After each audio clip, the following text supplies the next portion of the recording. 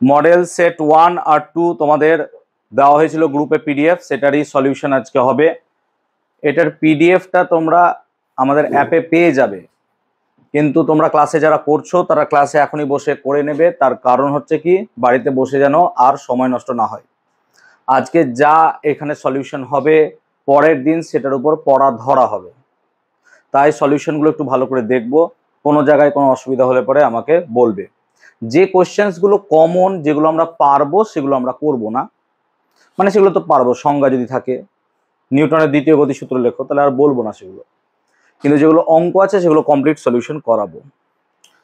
তোমাদের অ্যাপে গিয়ে একটা জায়গা দেখতে পারবে যেখানে মক টেস্টে 9 টাকায় 3টে 90 মার্কসের যে প্রশ্নগুলো কেমন আমি পরীক্ষা নেব তার মডেল সেট দেওয়া আছে, 3টে ওখানে দেওয়া আছে। যারা অনলাইনে দেখছো ইউটিউবে, যদি কারোর দরকার হয় অ্যাপে গিয়ে এটা 9 টাকায় পারচেস করতে পারো, মাত্র 9 টাকা, এমন কিছু নয়, তার থেকে বেশি খরচ করে ফেলো। ক্লিয়ার? তো এখান থেকে পাবে। আর তোমাদের আমি অফলাইনে যে পরীক্ষাটা নেব সেটা হচ্ছে অক্টোবরের লাস্ট উইকে একটা, আর নভেম্বরের ফার্স্ট উইক আর সেকেন্ড উইকের মাঝামাঝি জায়গায়। তো অক্টোবর লাস্ট উইকে আমি ডেট গ্রুপে জানিয়ে দেবো আজকে রাত্রেই যে কবে তোমাদের পরীক্ষা হবে। ক্লাস 10-এর পরীক্ষা দিদি বোধহয় 13 তারিখ থেকে আছে না, 13, 14, 15, 16। তো ওই কালী পুজো ভাইফোঁটার পর অথবা কালী পুজো ভাইফোঁটার আগে যে কোনো এক টাইমে তোমাদের পরীক্ষাটা আমি নেব। ক্লিয়ার হয়েছে? গ্রুপে আমি জানিয়ে দেবো, তোমরা রেডি করতে থাকবে। ওকে, চলো শুরু করি আমরা। তো প্রথম কোশ্চেন দেখো, বলছে কোন ভৌত রাশির, সকলে দেখতে পাচ্ছ তো আই হোপ, কোন ভৌত রাশির একক সব পরিমাপের পদ্ধতিতেই এক হবে? সেটা হচ্ছে সময়, কারণ সেকেন্ড সব ক্ষেত্রে সমান হয়, সো এককটা হবে আমার এখানে সেকেন্ড। দ্বিতীয় প্রশ্ন বলেছে সাবানের বুদবুদ গোলক আকার হওয়ার কারণ হচ্ছে পৃষ্ঠটান, পৃষ্ঠটানের জন্য সাবানের বুদবুদ গোলক আকার হয়। 3 নম্বর বলছে একটি বস্তুর বেগ 4 গুণ বৃদ্ধি করা হলে তার গতিশক্তি, গতিশক্তির ফর্মুলা ই সমান যদি তোমাদের মনে থাকে হাফ এম ভি স্কোয়ার হয়। এবার দেখো ভি যদি দ্বিগুণ করো তাহলে 2 স্কোয়ার মানে কত হবে বলো তো? 4, সেই জন্য 4 গুণ হয়ে যাবে। ঠিক আছে, তাই ভি দ্বিগুণ করবা তো ভি স্কোয়ার হবে, স্কোয়ার মানে 2-এরও স্কোয়ার করতে হবে, 2-এর স্কোয়ার যদি করো তাহলে কত হবে বেটা? 4 গুণ, সেই জন্য কি হবে এখানে 4 গুণ হবে। এবার প্রশ্নটাকে যদি তোমার স্কুল ঘুরিয়ে দেয়, যে কোশ্চেনটাকে ধরো এইভাবে ফ্রেম করলো যে তুমি গতিবেগ দ্বিগুণ বাড়াচ্ছ তার সাথে ভরও দ্বিগুণ বাড়াচ্ছ, তাহলে ভাবো যদি একসাথে দুটোকেই চেঞ্জ করতো, মানে তোমাকে বলতো ভরকেও দ্বিগুণ করছি গতিবেগকেও দ্বিগুণ করছি, তাহলে কি হতো? তাহলে দেখো ভরকে দ্বিগুণ করলে এটা 2 হতো, আর গতিবেগকে দ্বিগুণ করেছে মানে তার স্কোয়ার 4, তাহলে 4-এর সাথে 2 গুণ করলে কত হয়ে যাবে টোটাল? 8। সেই জন্য ও 4 বলেছে, দেখছি তাহলে, তাহলে 4 হলে 16 গুণ হবে। ঠিক আছে, আমি খেয়াল করে আমি 2 করে দেখছি। আচ্ছা, তাহলে বেগকে বলছে 4 গুণ বৃদ্ধি করা হয়েছে, তাহলে পরে আমার এখানে 4-এর স্কোয়ার হবে। ঠিক আছে, 4-এর স্কোয়ার মানে কত হবে? তাহলে 16। ঠিক আছে, তাহলে বেসিক্যালি ই সমান হাফ এম ভি স্কোয়ার। ভালো করে দেখ, half M V square, V 4 গুণ হলে 4-এর স্কোয়ার মানে কত হবে? তাহলে 16 গুণ বৃদ্ধি পাবে। এবার লক্ষ্য কর, যদি কোশ্চেনটা বলতো ভরকেও 4 গুণ বাড়ানো হচ্ছে, অনেক সময় এই কোশ্চেনটা এইভাবে ফ্রেম করে দেয় স্কুল, ভর ও বেগ উভয়কেই দ্বিগুণ বাড়ানো হয় বা 4 গুণ, তাহলে একে দ্বিগুণ বা 4 গুণ করলে এর স্কোয়ার 16 হলো, আর ভরকেও যদি 4 গুণ করিস তাহলে এর 4 গুণ আলাদা গুণ হবে, তাহলে 16 আর 4 টোটাল কত হয়ে যাবে? 64 গুণ। এইভাবে অঙ্কটা আমরা ফ্রেম করব। এই কোশ্চেনটা 4 গুণ না দিয়ে ম্যাক্সিমাম স্কুল কোশ্চেনটা এইভাবে ফ্রেম করবে। আমি বলে দিচ্ছি, কোশ্চেনটা হবে এরকম যে একটি বস্তুর বেগ ও ভর উভয়ই দ্বিগুণ বৃদ্ধি করা হলো। একটি বস্তুর বেগ ও ভর উভয়ই দ্বিগুণ যদি বৃদ্ধি করা হয় তাহলে পরে কি হবে? তার গতিশক্তি প্রাথমিকের কত গুণ হবে? 8 গুণ হবে। ওকে, হ্যাঁ কৌশিক দা বলো। আচ্ছা ঠিক আছে, নেক্সট হচ্ছে 4 নম্বর, শব্দের কম্পাঙ্ক বাড়লে তীক্ষ্ণতা কি হবে? অবভিয়াসলি বাড়বে, কম্পাঙ্কের সাথে তীক্ষ্ণতার সম্পর্ক সমানুপাতিক। আর অম্ল বৃষ্টির জন্য দায়ী গ্যাসটি হলো নাইট্রোজেন ডাইঅক্সাইড NO2। তবে অপশন যদি কোনো জায়গায় সালফার ডাইঅক্সাইড থাকে সালফার ডাইঅক্সাইডও উত্তর হবে, যদি কোনো জায়গায় সালফার ট্রাইঅক্সাইড থাকে SO3 সেটাও উত্তর হবে। এগুলো সবই কিন্তু আম্লিক গ্যাস। সো সেই কারণে শুধুমাত্র একটা অপশনের রেসপেক্টে আরোগুলো জেনে রাখবে। নাইট্রোজেন ডাইঅক্সাইডও উত্তর হবে, সালফার ডাইঅক্সাইড হবে, সালফার ট্রাইঅক্সাইড হবে, এগুলো সবই হচ্ছে আমাদের আম্লিক অ্যাসিড তৈরি করার জন্য যে দায়ী গ্যাস সেগুলো নাম। ক্লিয়ার হচ্ছে? নেক্সট কোশ্চেনে আসছি। আপেক্ষিক তাপের সিজিএস একক কি হয়? না তো আপেক্ষিক তাপ হচ্ছে calorie gram to the power -1 degree Celsius to the power -1, এটা হচ্ছে সিজিএস পদ্ধতি। আর দেখো পাশেই তোমাকে এসআইটাও দিয়ে রেখেছে, জুল পার কেজি কেলভিন, এটা হচ্ছে এসআই পদ্ধতি। তাহলে এখানে আরেকটা অপশন দিয়ে রেখেছে তোমাকে হচ্ছে এসআই পদ্ধতি। তো এটা হচ্ছে সিজিএস পদ্ধতি আর এটা হচ্ছে তোমার এসআই পদ্ধতি, দুটোই দিয়ে রেখেছে। ক্লিয়ার হয়েছে নিশ্চয়ই? তো নেক্সট, ঘড়ির কাঁটা ঘোরার সময় সকল বিন্দুর জন্য কোন ভৌত রাশির মান একই থাকে? সকল বিন্দুর জন্য মানে তাহলে একটা ঘড়ি যদি দেখি আমরা, তাহলে সকল বিন্দু আছে এরকম করে প্রত্যেকটা বিন্দু, তাহলে একটা ঘড়ি যখন ঘুরছে তখন তার বেগ সবসময় একই থাকবে নাকি? বেগটা একই থাকবে, বেগ একই থাকে বলে সে কি হয়, তার টাইম পিরিয়ড 2 সেকেন্ড বা 4 সেকেন্ড যা থাকে সেটা সেম থাকে, সেই জন্য বেগ হবে। তবে পারফেক্ট অ্যান্সার যদি আমরা নিতে পারতাম, এখানে কৌণিক বেগটা ফিক্স থাকতো। হ্যাঁ, কৌণিক বেগটা আমার এখানে পারফেক্ট থাকতো। যদি অ্যান্সার নিতাম তাহলে কৌণিক বেগটা আমার এখানে বেস্ট অ্যান্সার নেওয়া যেত, কৌণিক বেগ চেঞ্জ হয় না, ওমেগাটা ফিক্স থাকে। ঠিক আছে, যাই হোক এখানে আমরা বেগ নিচ্ছি, বাট কৌণিক বেগ should be your answer. Next, আয়ন মুক্ত জলে প্রদত্ত কোন ক্যাটায়ন থাকে? H3O+, হাইড্রক্সোনিয়াম বা হাইড্রোনিয়াম আয়ন থাকে। সো H3O+ আয়নটা তুমি আয়ন মুক্ত জলে পাবে। ওকে, যে পরমাণুর পারমাণবিক সংখ্যা 17 তার যোজ্যতা কত হবে? 17 মানে খুঁজে দেখো, 17 মানে হচ্ছে কত? 2,8,7।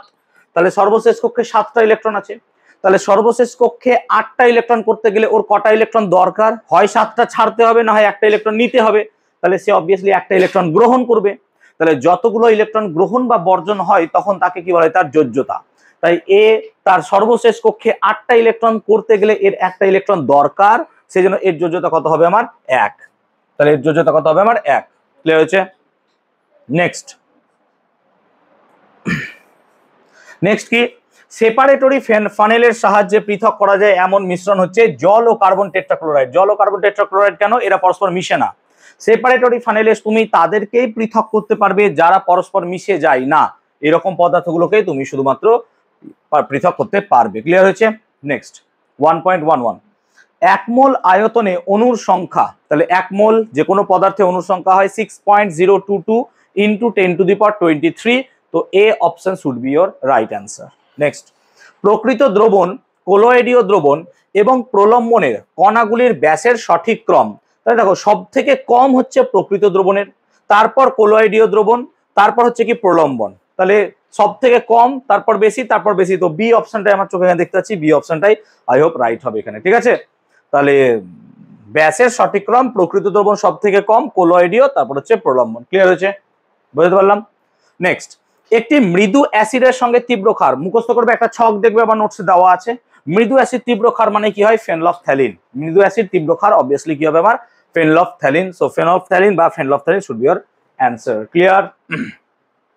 নেক্সট, ও 13টা হয়ে গেল, তাহলে 13টা কোশ্চেন আমরা এখানে বলে ফেললাম। নেক্সট 2.1, জলে অ্যাসিড মিশ্রিত করলে জলের পৃষ্ঠটান কি হয়? স্বাভাবিকভাবে কমে যায়। হ্যাঁ, মাথায় রাখবে, এটা ন্যাচারালি এটা কমে যায়। ঠিক আছে, তাহলে জলে যদি অ্যাসিড মিশ্রিত করা হয় তাহলে তার পৃষ্ঠটান ম্যাক্সিমাম ক্ষেত্রে ডিক্রিজ করে বা কমে যায়।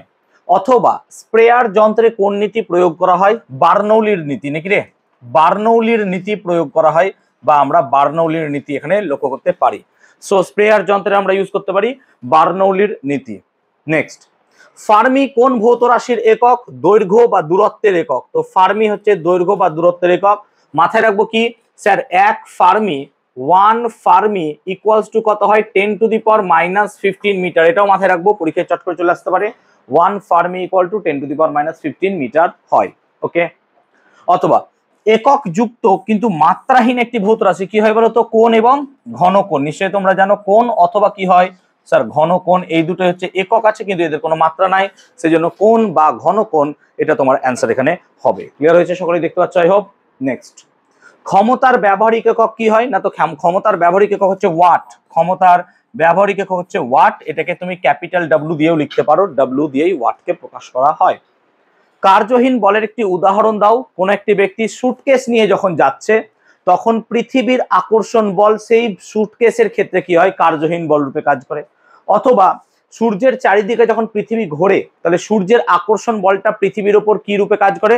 কার্যহীন বল রূপে কাজ করে। ঠিক আছে, এই দুটো উত্তরই তুমি লিখতে পারো, এক্ষেত্রে কোনো চিন্তার কারণ নাই। ক্লিয়ার হয়েছে? ওকে,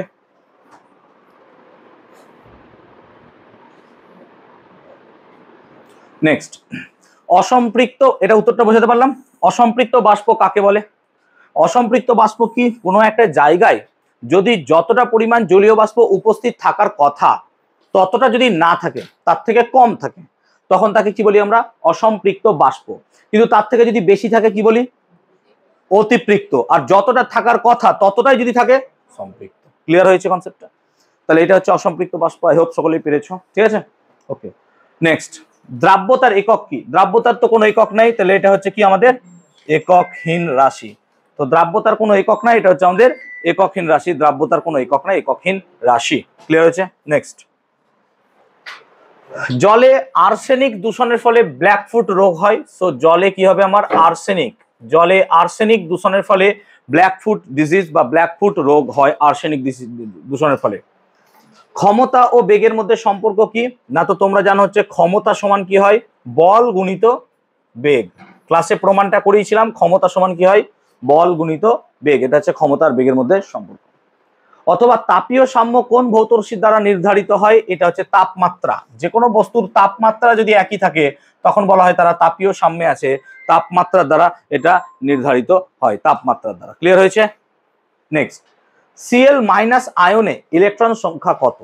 তুমি যদি ক্লোরিন দেখো, ক্লোরিন হচ্ছে কি 17 ক্লোরিন, 17 ক্লোরিন মানে তার ইলেকট্রন সংখ্যা হচ্ছে 287, এটা হচ্ছে ক্লোরিন।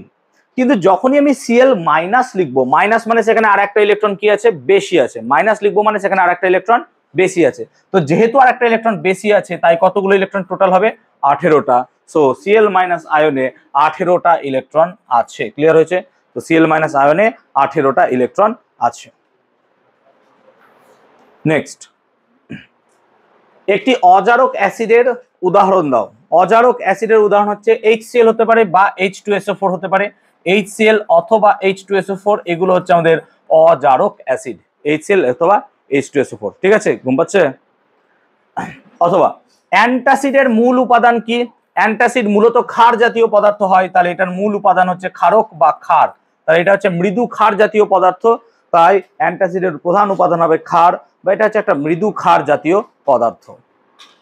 নেক্সট, শব্দের তরঙ্গ দৈর্ঘ্য বৃদ্ধি পেলে ওই শব্দের তীক্ষ্ণতা বাড়ে না কমে? তো লজিকটা দেখো, লজিক হচ্ছে ভি সমান তুমি কি জানো না, তো ভি সমান তুমি জানো হচ্ছে এন ল্যামডা, তাহলে ল্যামডা সমান হচ্ছে ভি বাই এন। যদি ভিটা ধ্রুবক থাকে অর্থাৎ শব্দের বেগ একই থাকে, শব্দের বেগ যদি না পাল্টে যায় তাহলে ল্যামডার সাথে এন এর সম্পর্ক দেখো ব্যস্ত সম্পর্ক, অর্থাৎ তুমি যদি দেখো তরঙ্গ দৈর্ঘ্য বাড়ে তাহলে তীক্ষ্ণতা কি হবে কমবে, তাহলে তীক্ষ্ণতা অবভিয়াসলি এখানে কি হবে কমবে। সম্পর্কটা আমরা এখান থেকে লিখতে পারবো কি হবে না, তো স্যার কমবে, তাহলে তীক্ষ্ণতা এখানে কি হবে কমবে। ক্লিয়ার হয়েছে?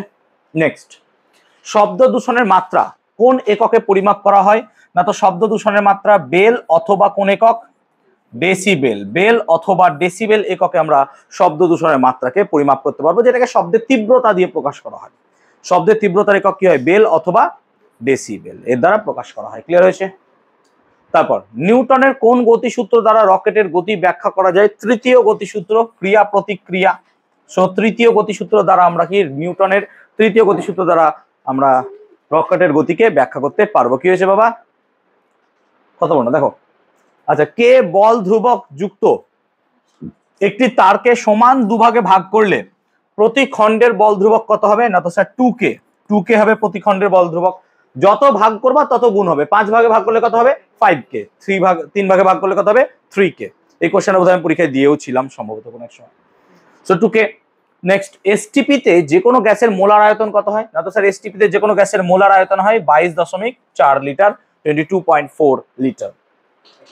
কোলয়েডের আলোক ধর্ম কোনটি না, তো কোলয়েডের আলোক ধর্ম হচ্ছে টিন্ডাল প্রভাব বা টিন্ডাল ইফেক্ট। সো টিন্ডাল প্রভাবটা হচ্ছে কোলয়েডের আলোকীয় প্রভাব, সো টিন্ডাল প্রভাব হবে কোলয়েডের আলোকীয় প্রভাব। ক্লিয়ার হয়েছে এতদূর পর্যন্ত? শর্ট কোশ্চেন গুলো বলবে আমাকে, ডাউট আছে কিছু আর? নেক্সট, অথবা, তাহলে 2-15 অথবা দুটি কোলয়েডীয় দ্রবণের উদাহরণ দাও। বহু উদাহরণ আছে, সল আছে, যা ইচ্ছা তাই লিখতে পারো, যেমন সালফার সল হতে পারে, দুধ, শ্যাম্পু, এগুলো সবই হচ্ছে কি কোলয়েডের উদাহরণ। তো যে কোনো একটা উদাহরণ তোমরা লিখে দিতে পারো, দুধ, শ্যাম্পু বা ফোম বা যা ইচ্ছা তাই। কোন জলের পিএইচ মাত্রা 0 হয়? তাহলে কোন জলের পিএইচ মাত্রা 0 হয়? আয়ন মুক্ত জল বা পাতিত জল। সো আয়ন মুক্ত জলও উত্তর হবে, আবার পাতিত জলও হবে। এই দুটো জলের ক্ষেত্রে তুমি পিএইচ এর মান 0 পাবে, আয়ন মুক্ত জল বা পাতিত জল। সো আয়ন মুক্ত জল বা পাতিত জল দুটো ক্ষেত্রেই তোমরা পিএইচ মাত্রা 0 দেখতে পাবে। ক্লিয়ার হয়েছে? পিএইচ মাত্রা 0 হয়। আংশিক পাতন দ্বারা কোন ধরনের তরল পদার্থের মিশ্রণকে পৃথক করা যায়? যে সমস্ত তরল পদার্থ পরস্পরের সাথে মিশে যায় এবং যাদের মধ্যে উষ্ণতা বা স্ফুটনাঙ্কের পার্থক্য কমপক্ষে 35 ডিগ্রি সেলসিয়াস হয়, 30 থেকে 35 ডিগ্রি সেলসিয়াস। তাহলে যে সমস্ত তরলের মধ্যে স্ফুটনাঙ্কের পার্থক্য কম করে 35 ডিগ্রি সেলসিয়াস হবে সেই সমস্ত পদার্থ বা সেই সমস্ত তরল পদার্থকে আমরা কি করতে পারবো, এখানে আলাদা করতে পারবো। এবং তারা অবশ্যই পরস্পর মিশে যাবে, কিন্তু হ্যাঁ তারা মিসিবল হবে, তারা মিশে যাবে পরস্পর। ওকে, লিন তাপের মাত্রিয় সংকেত কি হয় না, তো লিন তাপের মাত্রিয় সংকেত হয় L²T⁻²-2 নাকি L²T⁻², এটা হচ্ছে লিন তাপের মাত্রিয় সংকেত। কি করে পেলাম না, তো লিন তাপ মানে এল মানে কত হয় স্যার H/m, লিন তাপ H/m হয়। আর H মানে শক্তি, শক্তির মাত্রা কত হয়, শক্তির মাত্রা হচ্ছে mL²T⁻²/m, তাহলে কত হয়ে যাবে অ্যাকচুয়ালি L²T⁻², L²T⁻²। সো এটা হচ্ছে আমাদের লিন তাপের মাত্রা। ক্লিয়ার হয়েছে? নেক্সট, পরম আর্দ্রতার ব্যবহারিক একক কি? আর্দ্রতার কোনো একক আছে না, কারণ দুটো ওজন বা ভরের অনুপাত, তাই এর কোনো ব্যবহারিক একক নেই, এটি একটি এককবিহীন রাশি। আর্দ্রতা কোন এককে বা কোন যন্ত্রে মাপা হয় বলতো? হাইগ্রোমিটার নাকি হাইগ্রোমিটার যন্ত্রের সাহায্যে আমরা কি অবভিয়াসলি পরম আর্দ্রতাকে মাপতে পারবো। ক্লিয়ার হয়েছে? আদৌ ক্লিয়ার? নেক্সট 2019, বাম স্তম্ভের সাথে ডান স্তম্ভ মেলাও। দেখো বাম স্তম্ভের সাথে ডান স্তম্ভকে যদি মেলানো দেখি, জলের স্থায়ী ক্ষরতা নিশ্চয়ই MgSO4 হবে নাকি MgSO4। আর তেজস্ক্রিয় মৌল রেডিয়াম, আর সাধারণ লবণ কি হবে NaCl। ঠিক আছে, এত বাচ্চা কেউ দেয় নাকি? ঠিক আছে। নেক্সট, চিনির দ্রবণ থেকে মিছরি তৈরি করা যায় কোন পদ্ধতিতে? কেলাসন বা ক্রিস্টালাইজেশন। সো কেলাসন পদ্ধতির সাহায্যে তুমি চিনির দ্রবণ থেকে মিছরি তৈরি করতে পারবা। ক্লিয়ার হচ্ছে? 1 AMU সমান কত গ্রাম? এগুলো মুখস্থ থাকা উচিত। 1.6605 ইন্টু 10⁻⁻, কত হবে -24 নাকি -24 গ্রাম হয়। আর যদি এখানে কেজি দিতাম তাহলে মাইনাস কত হতো 27 কেজি হয়, আর গ্রাম হলে কত হয় -24 গ্রাম। ঠিক আছে, নিশ্চয়ই মনে আছে সবার? ওকে। নেক্সট, 2 কেজি জলের মোল সংখ্যা কত? চলো এটা বার করি, 2 কেজি জলের মোল সংখ্যা। তাহলে আমরা কি জানি মোল সংখ্যা মানে কি না, তো মোল সংখ্যা মানে হচ্ছে যতটা পরিমাণ ভর দিয়েছে বাই তার গ্রাম আণবিক ভর। ঠিক বলছি তো? তাহলে তোমাকে ভর কত দিয়েছে? 2 কেজি। 2 কেজি মানে কত জল স্যার? 2000 গ্রাম। আর জলের মোলার ভর যদি তুমি দেখো কত হয় 18 গ্রাম নাকি, কত হয় 18 গ্রাম। তাহলে 2000 কে যদি 18 দিয়ে ভাগ করো তাহলে যা উত্তর হবে সেটাই। কত এসছে কেউ বলতে পারবে? 1000/9, এটাই যা আসবে সেটাই তোমার অ্যান্সার। 111.11, তাই তো 111.11। ঠিক আছে, তো এরকম টাইপের অ্যান্সার কিছু একটা আসবে। বলো কি লিখেছে ওরা?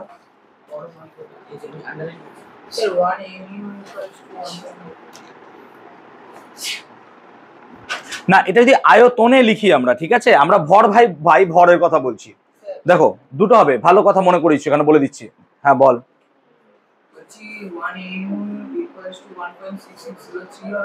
03 হতে পারে, 05 হবে, 1.66 লিখলে আমি রাইট দিয়ে দেবো, আর দেখবো না।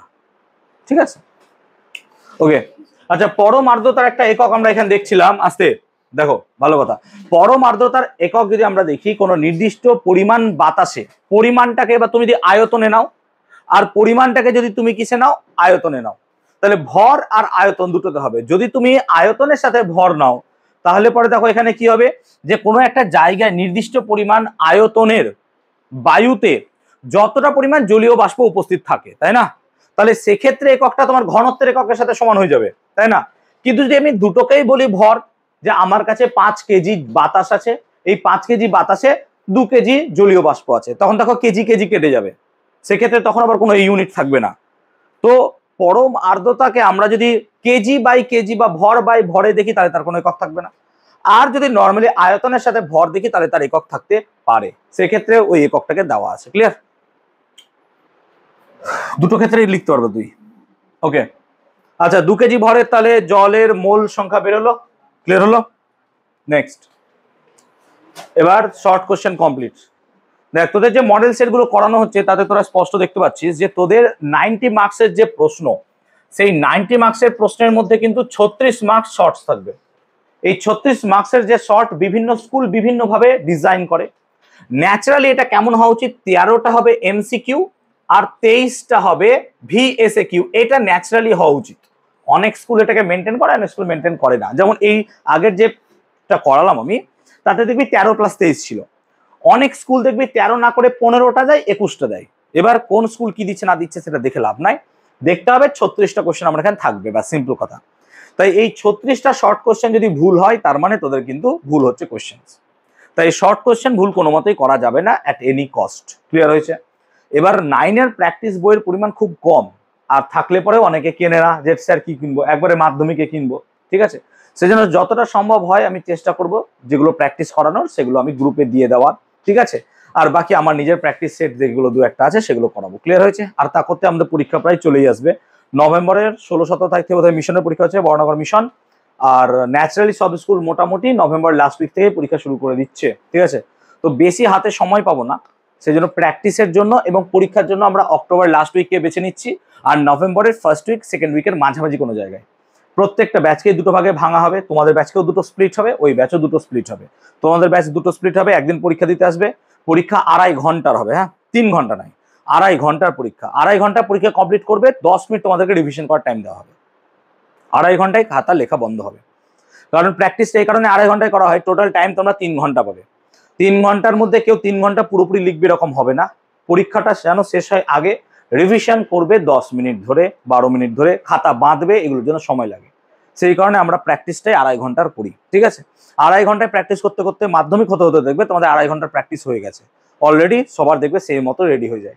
তো আশা করি তারপর আরো বেটার হয়ে যাবে যতটা হওয়া দরকার। এবার যদি কারো 10 মিনিট সময় লাগে সেটা তখন দেখা যাবে। ক্লিয়ার? ওকে, বুঝতে পারলাম। চলো কোশ্চেনে আসছি এবার। তো বলছে মৌলিক একক ও লব্ধ একক, নিশ্চয় আর করাবো না আমি, এগুলো বইয়ে আছে সংজ্ঞা, সেই জন্য মৌলিক একক লব্ধ একক নিশ্চয়ই তোমরা পারবে, আর আমি এগুলো বলে সময় নষ্ট করবো না। মৌলিক একক কাকে বলে, লব্ধ একক কাকে বলে, এর পার্থক্য কি নিশ্চয়ই পারবো। ক্রিয়া এবং প্রতিক্রিয়া বিপরীতমুখী হলেও এরা সাম্য প্রতিষ্ঠা করতে পারে না কেন, ক্লাসে আলোচনা করে দিয়েছিলাম খুব ভালো করে, যে ক্রিয়া প্রতিক্রিয়া কখনো একই বস্তুর উপর ক্রিয়ারত হয় না। ক্রিয়া যে বস্তুতে কাজ করে, প্রতিক্রিয়া তার উল্টো বস্তুতে কাজ করে। উদাহরণ দিচ্ছি, আমি যখন দেওয়ালে এক ঘুষি মারবো, কি করব, আমি ঘুষিটা দেওয়ালে মারলাম, এটা ক্রিয়া হলো, ক্রিয়াটা আমি দেওয়ালে করলাম, কিন্তু প্রতিক্রিয়া কি হলো, দেওয়াল আমার হাতে মারলো, এই প্রতিক্রিয়া আমার হাতের উপর পড়লো, কখনো একই বস্তুর উপর কাজ করছে না। যেহেতু ক্রিয়া প্রতিক্রিয়া একই বস্তুর উপর কাজ করছে না, সেই কারণে ক্রিয়া প্রতিক্রিয়া কিন্তু সাম্য প্রতিষ্ঠা করতে পারে না। এটা কিন্তু খুব ইম্পর্টেন্ট কোশ্চেন, কিছু স্কুলের জন্য পরীক্ষায় দেবেই।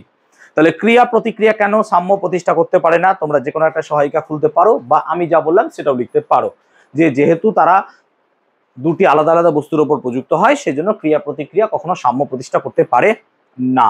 ওকে, পরমাণু ও আয়নের মধ্যে পার্থক্য কি? মূল পার্থক্য হচ্ছে পরমাণু তড়িৎগ্রস্ত হবে না, পরমাণু হবে নিস্তড়িৎ, কিন্তু আয়ন কি হবে, আয়ন হবে তড়িৎগ্রস্ত, ঠিক আছে? পরমাণুর কোনো ভাগ নাই, আয়নের বা দুটো ভাগ আছে, একটা হচ্ছে ক্যাটায়ন আর একটা হচ্ছে অ্যানায়ন। এরকম ভাবে 2-3টে পার্থক্য তুমি নিজেই লিখতে পারো। ক্লিয়ার?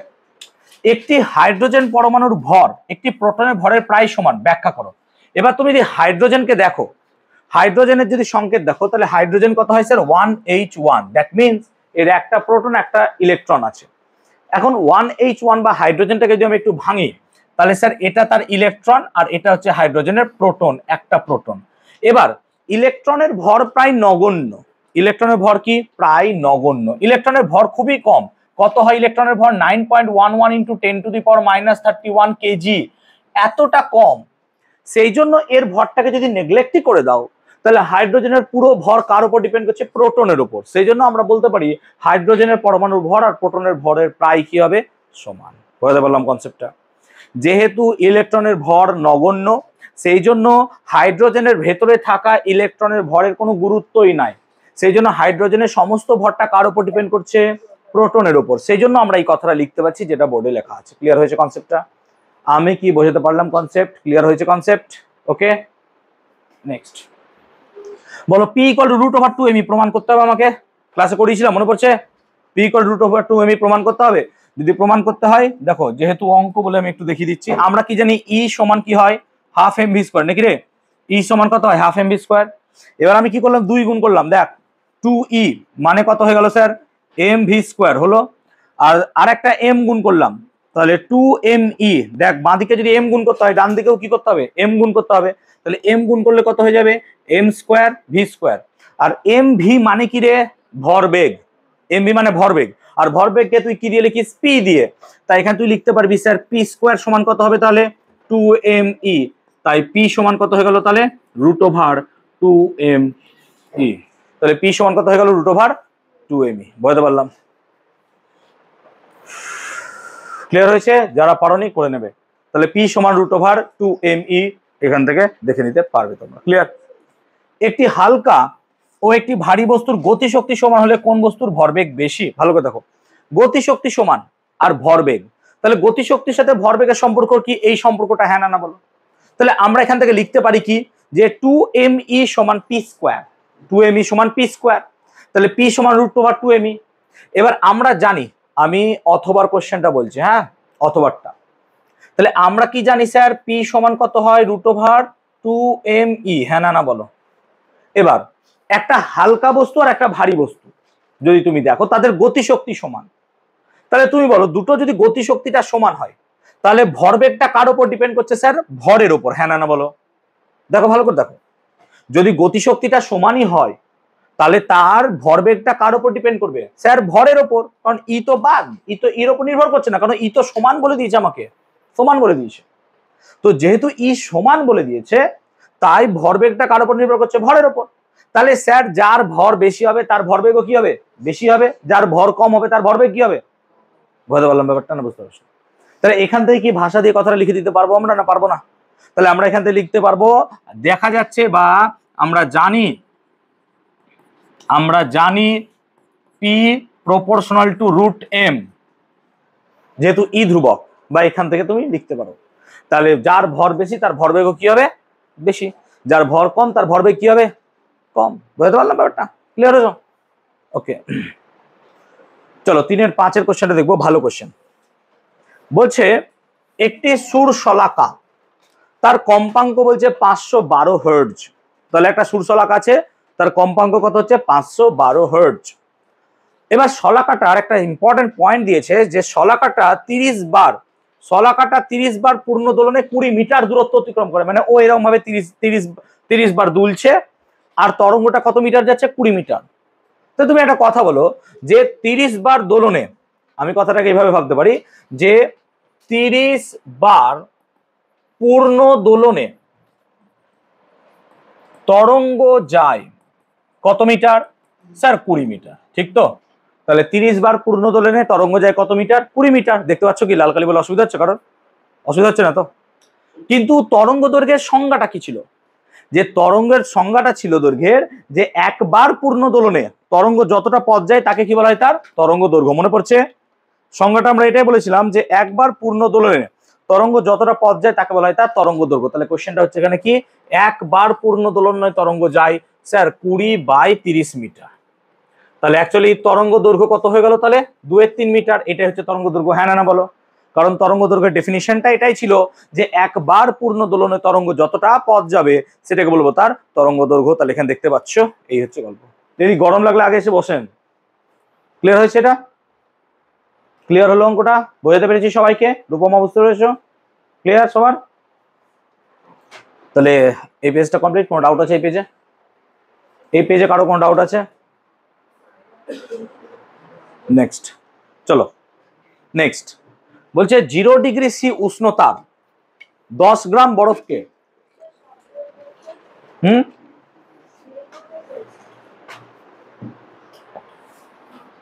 আরো কোশ্চেন চেয়েছিল? ও শব্দের বেগ বলেছিল। ও তাহলে শব্দের বেগ ভি সমান কত হয়? N lambda. আর এন তোমাকে কম্পাঙ্ক কত দিয়েছিল? 512 হার্টজ। আর ল্যামডা কত পেয়েছো তুমি? 2/3। কাটাকুটি করো, কত হবে? 1000।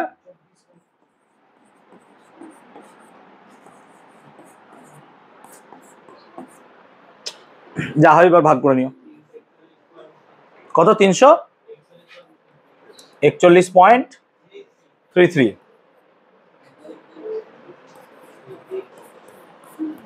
চলো ক্লিয়ার? ভি সমান এন ল্যামডা করে দাও, তাহলে হয়ে যাবে। নেক্সট আগে যাবো, পেজে যাবো, দেখবে? হ্যাঁ কতক্ষণ লাগে রে একটা জিনিস টুকতে?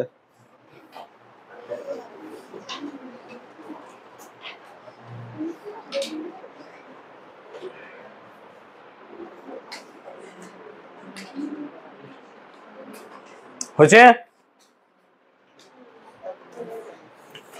নেক্সট বলছে 0 ডিগ্রি সি উষ্ণতার 10 গ্রাম বরফকে 50 ডিগ্রি সি উষ্ণতার জলে পরিণত করতে কি পরিমাণ কার্য করতে হবে? তাপ যায়নি, কার্য করতে হবে।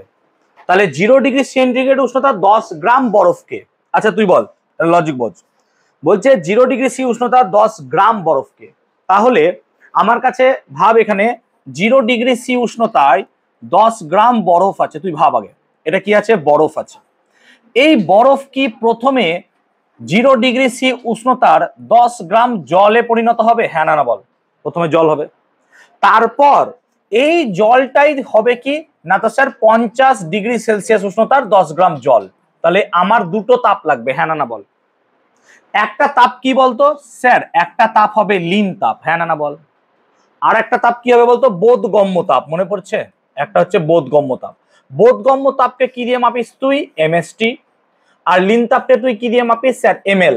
এইচ সমান এমএল আর এইচ সমান এমএসটি। ক্লিয়ার? তাহলে যখন বরফ গলে জলে পরিণত হবে তখন আমার যে প্রয়োজনীয় তাপ সেটাকে যদি আমি H1 লিখি, তাহলে H1 should be equals to ml। আমি কি বোঝাতে পারলাম ব্যাপারটা?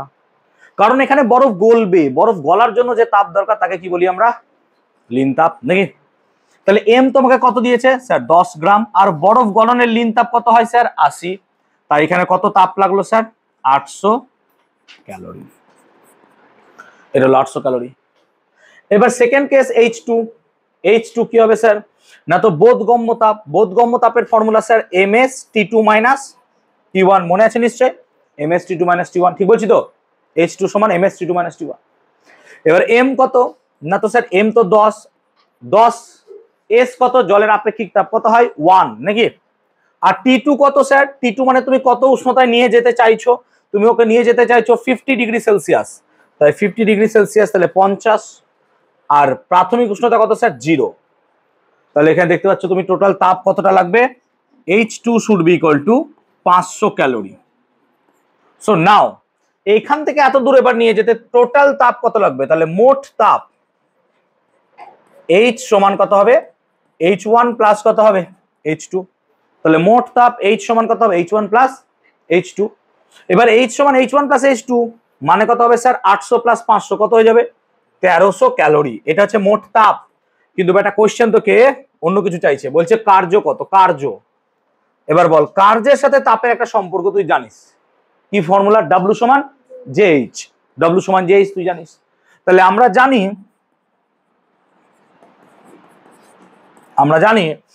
W সমান JH। এবার দেখ, যে H কে ক্যালোরিতে রাখছি, তাহলে H এর এককটা কত হচ্ছে স্যার? ক্যালোরি। আর J এর মান যদি 4.2 জুল পার ক্যালোরি বসায় তাহলে এককটা কিসে চলে আসবে আমার? জুলে। তার মানে এখানে যদি আমি 4.2 গুণ করে দিই তাহলে এককটা কি হবে আমার বলতো? জুল। ক্লিয়ার হলো? বুঝতে পারলাম? আর যদি আমি ক্যালোরিকে ক্যালোরি রেখে দিতাম তাহলে J এর মান কত বসাতাম বলতো? 1। বুঝতে পারছি ব্যাপারটা? তাহলে অ্যান্সারটা কত হয়ে গেল? জুল। সো এই অ্যান্সারটাকে যদি জুলে বার করতে চাও তাহলে এই গুণটা করো, জুল হবে। যদি 4.2 ভাগ না করতে চাও তাহলে অ্যান্সারটা কিসে হবে তোমার? ক্যালোরিতে। বাস, যে কোনো একটা চয়েস করো, তুমি ক্যালোরি রাখতে পারো। তাহলে একটা অ্যান্সার হবে স্যার 1300 ক্যালোরি। বুঝতে পারছি? হতে পারে না, হতে পারে না, 1300 ক্যালোরি লেগে গেল আমার। বুঝতে পারলাম? ক্লিয়ার হয়েছে ব্যাপারটা না? বুঝতে পারছি? যে কোনো একটা চয়েস করে নাও অ্যান্সার। অ্যান্সার কোশ্চেন কি বলেছে জুল বা কিছুতে বার করতে? না। তাহলে এই উত্তরটাই রেখে দিতে পারো, 1300 ক্যালোরি। অসুবিধা কি আছে? সবই তো ইউনিট সেম। ওকে, চলো নেক্সট যাচ্ছি। অঙ্কটা কি বোঝাতে পারলাম? ক্লিয়ার হলো অঙ্কটা? এবার দেখো, এই পেজে আর আলোচনা করার মতো কিচ্ছু নাই। নিশ্চয় প্রত্যেকেই জানো ক্যালোরিমিতি মূলনীতি হওয়ার প্রযোজ্য শর্ত আমিও ক্লাসে বহুবার পড়িয়েছি, দিয়েছি। বলো, দেখতে পাওনি আগের পেজটা? যাবো। আচ্ছা, সাইফন কি? একদম পাতি কোশ্চেন। প্রান্তীয় বেগ বলতে কি বোঝো? নিশ্চয়ই জানো, সান্দ্রতা চ্যাপ্টারে ছিল, মনে পড়ছে? সান্দ্রতায় যে কোনো একটা বস্তু যখন কোনো সান্দ্র মাধ্যমের মধ্যে যে সর্বোচ্চ ধ্রুবক বেগ নিয়ে পড়তে থাকে তাকে কি বলা হয়? প্রান্তীয় বেগ। মনে পড়ছে? এই প্রান্তীয় বেগ ছিল বলেই আকাশ থেকে যে বৃষ্টি পড়ছে সেটা কি হয়? ধীর গতিতে পড়ে। নাহলে পরে যদি প্রান্তীয় বেগ না থাকতো তাহলে এক একটা বৃষ্টি ফোঁটা বুলেটের মতো গায়ে এসে লাগতো। মনে পড়ছে? ক্লাসে বুঝিয়েছিলাম। নেক্সট, বার্নৌলির উপপাদ্য বলার আর দরকার পড়বে না। অসম্পৃক্ত দ্রবণকে কি কি উপায় সম্পৃক্ত করা যায় আমার নোটসে সব দেওয়া আছে। So follow my notes for this part, অথবা তুমি তোমার টেক্সট বই ফলো করতে পারো, সব জায়গাতে এটা দেওয়া আছে। ক্লিয়ার হয়েছে? আই হোপ এটা বলার আর দরকার পড়বে না। ক্লিয়ার হচ্ছে এতদূর পর্যন্ত? কোনো ডাউট? স্যার আগের পেজটা একবার যাও।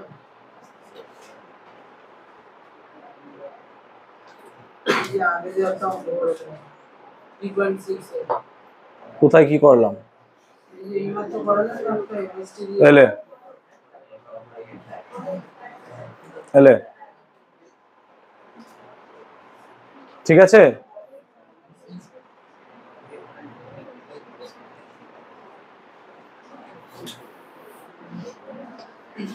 ওকে নেক্সট 3-10 বলছে অ্যাসিড মাত্রই হাইড্রোজেন যুক্ত যৌগ, কিন্তু হাইড্রোজেন যুক্ত সব যৌগ অ্যাসিড নয়। ঠিক, কারণ অ্যাসিডের সংজ্ঞা যদি আমরা আর্হেনিয়াসের তত্ত্ব দেখি, যে সমস্ত হাইড্রোজেন ঘটিত যৌগ জলীয় দ্রবণে বিয়োজিত হয়ে H+ আয়ন দেয় তাদেরকে আমরা অ্যাসিড বলি। কিন্তু যাদের মধ্যে হাইড্রোজেন আছে তারাই যে অ্যাসিড হবে তার কোনো মানে নাই। যেমন ধরো জল, H2O তো একটা এমন পদার্থ যার মধ্যে হাইড্রোজেন আছে। এবার H2O তো কখনোই H+ আয়ন দেয়, কিন্তু সে কখনো অ্যাসিড হবে না, কারণ সংজ্ঞাতে বলা ছিল যে সমস্ত হাইড্রোজেন ঘটিত যৌগ, যে সমস্ত হাইড্রোজেন ঘটিত যৌগ, বলা ছিল না সমস্ত হাইড্রোজেন ঘটিত, যে সমস্ত হাইড্রোজেন ঘটিত যৌগ জলীয় দ্রবণে বিয়োজিত হয়ে H+ আয়ন দেবে তারাই হবে শুধুমাত্র কি অ্যাসিড, আদারওয়াইজ হবে না। তো যারা দিতে পারবে না তারা হবে না। যেমন ধরো NH4Cl, অ্যামোনিয়াম ক্লোরাইড, মাথায় আসছে NH4Cl, স্যার এখানে তো হাইড্রোজেন আছে। হ্যাঁ অবভিয়াসলি হাইড্রোজেন আছে, কিন্তু একে যদি জলে ডোবাও H+ আয়ন তো দেবেই না, তাহলে এ যদি H+ আয়ন না দেয় এ অ্যাসিড হবে না। তাই যারা জলীয় দ্রবণে বিয়োজিত হয়ে H+ আয়ন দেবে শুধুমাত্র তারাই অ্যাসিড হবে, নাকি সমস্ত হাইড্রোজেন ঘটিত যৌগ তারা অ্যাসিড হবে। ক্লিয়ার হলো? বোঝাতে পারলাম ব্যাপারটা? বোঝাতে পারলাম ব্যাপারটা? নেক্সট কোশ্চেন আসছে, সাধারণ পাতন এবং আংশিক পাতনের মধ্যে পার্থক্য নিশ্চয়ই এটা পারবে। যে সাধারণ পাতনে একটা তরল পদার্থ একটা কঠিন পদার্থ থাকে, আংশিক পাতনে কি থাকে? দুটোই এরকম থাকে, পার্থক্য তারা করে নিতে পারবে। ক্লিয়ার? আর বলছি না। আচ্ছা, জলের অস্থায়ী ক্ষরতা কিভাবে দূর করা যায়? সব থেকে বড় উপায় কি বলতো? স্ফুটন, নাকি রে? স্ফুটন পদ্ধতি বলেছিলাম যে সমস্ত জায়গায় অস্থায়ী ক্ষরতা সৃষ্টি হয় সেই সমস্ত জায়গায় আমরা যদি স্ফুটন পদ্ধতি অবলম্বন করি তাহলে স্ফুটন পদ্ধতির সাহায্যে সহজেই জলের অস্থায়ী ক্ষরতা দূরকরণ করা যায়। ক্লিয়ার হয়েছে? ওকে নেক্সট, পানীয় জল কিভাবে আর্সেনিক মুক্ত করবে? বইয়ে আছে বা আমার নোটসে আছে, দেখে নিও একবার। এই সমস্ত জিনিস আর আলোচনা করছি না, এগুলো ইজি প্রসেস। ক্লিয়ার? নেক্সট 3-13 এসটিপিতে 22 গ্রাম কার্বন ডাই অক্সাইডের আয়তন 11.2 লিটার হলে CO2 এর আণবিক ভর কত? তাহলে আণবিক ভর কত হয়? 22.4 লিটার, নাকি? কোন একটা গ্যাসের 22.4 লিটার আয়তনের যে পরিমাণ ভর হয় তাকে বলা হয় তার আণবিক ভর। তাহলে কোয়েশ্চেন এখানে বলছে যে 11.2 লিটার কোন গ্যাসের বা CO2 এর ভর কত? না তো স্যার 22 গ্রাম। কিন্তু কোশ্চেন কি যে 11.2 লিটার বললে হবে না, আমাকে বার করতে হবে 22.4 লিটারে কত। কারণ কোন পদার্থের 22.4 লিটার আয়তনের যতটা ভর হয় তাকে বলা হয় তার কি? না তো আণবিক ভর। তাহলে একে বার করো আর 22.4 লিটারে বার করো, দেখো 44 গ্রাম অ্যান্সার আসবে। এই 44 গ্রামটা হচ্ছে তার কি? আণবিক ভর। ক্লিয়ার হচ্ছে? 44 গ্রাম বা 44 গ্রাম আণবিক ভর হলে 44 গ্রাম হবে, আণবিক ভর 44 শুধু লিখতে পারো। ঠিক আছে? ওকে, বা 22 না লিখে, যেহেতু আণবিক ভর বলেছে তাই শুধু 22 আর 44 লেখো। গ্রাম আণবিক ভর হলে গ্রাম লিখি আমরা। অথবা গ্রাম অনুসংখ্যা, সুন্দর আমার নোটসের সংজ্ঞা দেওয়া আছে বা তোমাদের টেক্সট বইয়ে আছে, আই হোপ পেয়ে যাবে। তরলের চাপ কি কি বিষয়ের উপর নির্ভর করে এটাও নোটসে আছে বা সহায়িকায় আছে বা টেক্সট বইয়ে আছে, সব জায়গায় এটা আছে। দেখবে আমার নোটসে ভালো করে পয়েন্ট করা আছে যে কি কি বিষয়ের উপর নির্ভর করে, 5টা পয়েন্ট দেওয়া আছে নোটসে, দেখবে। চলো এই অঙ্কটা করাই। 3-15টা কেউ পেরেছো? 3-15টা দেবতনু পেরেছো? কেউ করেছো 3-15টা? Fantastic problem. অঙ্কটা একটু ভালো করে বোঝাবো, তার আগে অঙ্কটা পড়ে নাও একবার। অঙ্কটা ভালো করে বোঝাবো, তার আগে পড়ে নাও অঙ্কটা একবার।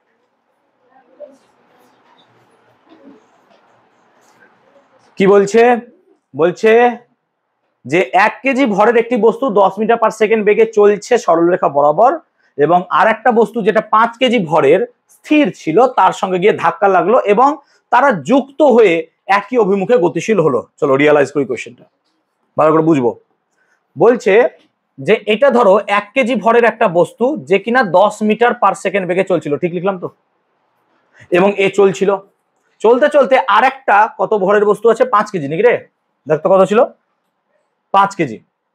তাহলে 5 কেজি ভরের একটা বস্তু আছে কিন্তু সে বেটা স্থির আছে, স্থির মানে তার বেগ কত 0, এবং তারা ধাক্কা লেগে সংঘর্ষে লিপ্ত হলো। সংঘর্ষে লিপ্ত হওয়ার পর দুটো যুক্ত হয়ে গেছে, যুক্ত হয়ে গেছে মানে মোটে এখন টোটাল ভর কত হয়ে গেছে স্যার 6 কেজি।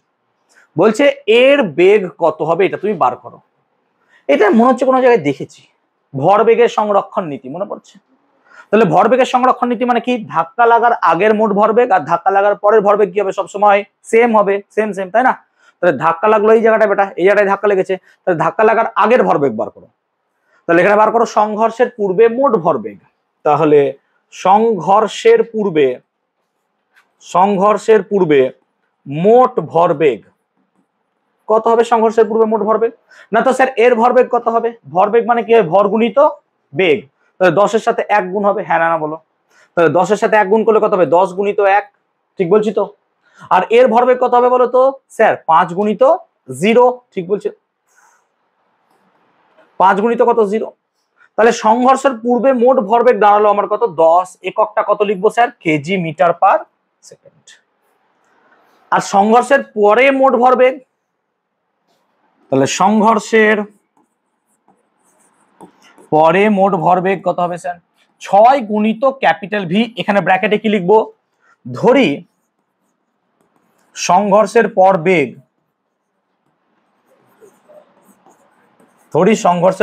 হচ্ছে ভি। ধরলাম সংঘর্ষের পর বেগ কত হলো? ভি। এবার বলো ভরবেগের সংরক্ষণ নীতি অনুযায়ী কি ছিল? ধাক্কা লাগার আগের মোট ভরবেগ আর ধাক্কা লাগার পরের ভরবেগ সর্বদা কি হবে? সেম। তাহলে এখন ভরবেগের সংরক্ষণ নীতি অনুসারে ভরবেগের সংরক্ষণ নীতি অনুসারে কি হবে না তো স্যার 10 সমান কত হবে? 6v, হ্যাঁ না বলো? 10 সমান 6v। তাহলে v সমান কত হবে স্যার? 10/6 মানে কত হয়ে গেল? 5/3 নাকি রে? 5/3 মানে কত? 1.6, ভেরি গুড, 1.67 লিখে দিলাম, 1.67। সো তার বেগ কত হবে? 1.67 KG per metre per second. তাহলে অতএব সংঘর্ষের পর বেগ 1.67 মিটার পার সেকেন্ড। বুঝতে পারলাম অঙ্কটাকে ক্লিয়ার করাতে পেরেছি সবাইকে? বুঝতে পারলাম সকলের ক্লিয়ার হয়েছে অঙ্কটা? বুঝতে পেরেছো? ক্লিয়ার হয়েছে সবার? ক্লিয়ার হয়েছে? চলো মিটাচ্ছি, তাহলে মিটাচ্ছি মানে পরে পেয়ে যাচ্ছি। কে দেখতে পাচ্ছ না? কি কেন এখনো দেখতে পাচ্ছ না? ও একটু দাঁড়িয়ে যাও, দিয়ে দেখে নাও। তুমি এত লম্বা হয়েও দেখতে পাচ্ছ না। ক্লিয়ার হয়েছে? চলো পরে পেজে গেলাম। নেক্সট কোশ্চেন কি ছিল? এটাই ছিল লাস্ট। চলো পরে পেজে যাচ্ছি। এবার 4-এর 1, তাহলে 3-এর দাগ শেষ হয়ে গেল, এবার 4-এর দাগের 1-এ আসছি, ঠিক আছে? চলো লেখচিত্রের সাহায্যে s = ut + ½ at স্কয়ার। যে পারবে না তাকে কালা কুকুর কাটবে, কালা কুত্তা কাটেগা। s = ut + ½ at স্কয়ার, ঠিক আছে? এখন কুকুরের উপদ্রব বেড়েছে, যাকে তাকে কামড়ে দিচ্ছে, দেখি সাবধানে যাস, ঠিক আছে? ওকে, অথবা কে কামড়ে দিলি নাকি কাউকে?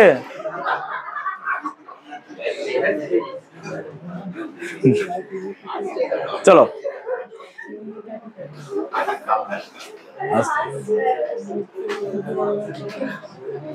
হলো দেখো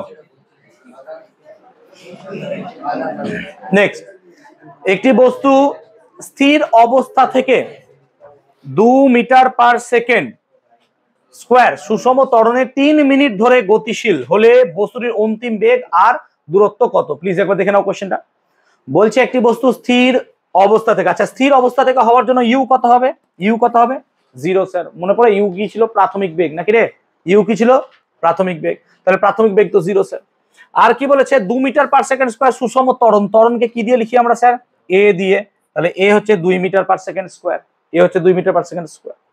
আর সময় কত বলেছে 3 মিনিট, সময় বলেছে 3 মিনিট, তাই টি কত লিখে দেবো স্যার 3 × 60 মানে কত হচ্ছে 180 সেকেন্ড, 180 সেকেন্ড। এবার বলছে অন্তিম বেগ, বলো এখান থেকে তুমি ভি বার করবে, ভি এর ফর্মুলা কি বলো, V equal to U plus AT, তাহলে তুমি জানো ভি সমান ইউ প্লাস এটি, চলো বসাও, তাহলে ইউ তো 0, এ হচ্ছে 2, টি হচ্ছে কত 180, বাপরে বাপ পাগল হয়ে যাবে তো, তাহলে 360 মিটার পার সেকেন্ড। ঠিক আছে, ক্লিয়ার হলো, বেরিয়েছে অ্যান্সার। আর কি বলেছে অতিক্রান্ত দূরত্ব নাকি, অতিক্রান্ত দূরত্ব, অতিক্রান্ত দূরত্বের ফর্মুলা কি S equal to UT plus half AT square. ঠিক আছে, তাহলে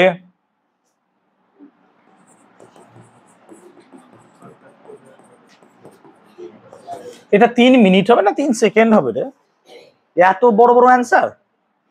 0 plus half into 2 into 180 square নাকি, ঠিক তো? এবার 180 স্কোয়ার যা হয় তাই হবে, কত এসছে করেছো দেবতনু? হ্যাঁ 32400 মিটার, 32,400 মিটার, বাপরে বাপ, বউ 2 মিটার পার সেকেন্ড স্কোয়ারে 3 মিনিটে 32 কিলোমিটার চলে যাবে,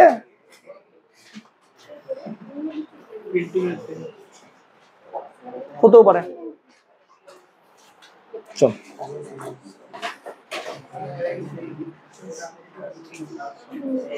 আস্তে আস্তে বাবা, ঠিক আছে, ওকে নেক্সট কিরে,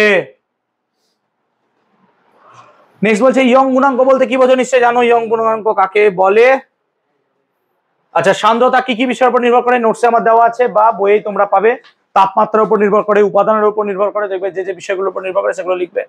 আচ্ছা রাদারফোর্ডের পরমাণু মডেলের ত্রুটি, দুটো ত্রুটি লিখে দেবে, ঠিক আছে, একটা হচ্ছে গোল গোল করে নিউক্লিয়াসে গিয়ে পড়ে যাচ্ছিল, আর একটা হচ্ছে বর্ণালী বা স্পেকট্রামের, ওই দুটোই দেখবে ওখানে লেখা আছে আমার নোটসেও, বা তোমরা হয়তো পেয়ে গেছো বোর্ডে আছে, বইয়ে আছে, পেয়েছো তো রাদারফোর্ডের ত্রুটি। আচ্ছা বোর্ডের পরমাণু মডেলের মূল স্বীকার্যগুলি লেখো, কটা স্বীকার্য ছিল বলো তো, 3টে নাকি রে, 3টে ছিল, সেই 3টে নিশ্চয়ই সকলেই পারবে। আচ্ছা নিউক্লিয় বল কি, আইসোটোপ বলতে কি বোঝো, এগুলো পারবে তো নিশ্চয়ই, আর বলার দরকার পড়বে না নিশ্চয়ই। আর মোল কাকে বলে, অক্সিজেনের আণবিক ভর 32 বলতে কি বোঝো, দেখবে এটাও করে দেওয়া আছে। অক্সিজেনের আণবিক ভর 32 বলতে বোঝায় অক্সিজেনের একটি অণু একটি কার্বন পরমাণুর 12 ভরে মানে 1/12 অংশের তুলনায় কত গুণ ভারী, 32 গুণ ভারী। মনে পড়ছে, নাইট্রোজেন দিয়ে দেখবে আমার নোটস লেখা আছে 14, একবার নোটসটা খুললে পরে তোমরা পেয়ে যাবে। ওকে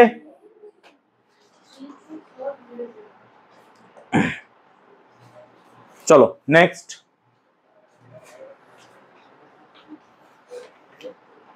বলছে 500 ml দ্রবণে 4.9 গ্রাম H2SO4 দ্রবীভূত থাকলে দ্রবণের মোলারিটি, আমাদের পরীক্ষায় মোলারিটি দেবে, নরমালিটি দেবে না, তাও নরমালিটি বলে দিচ্ছি, মোলারিটি কত।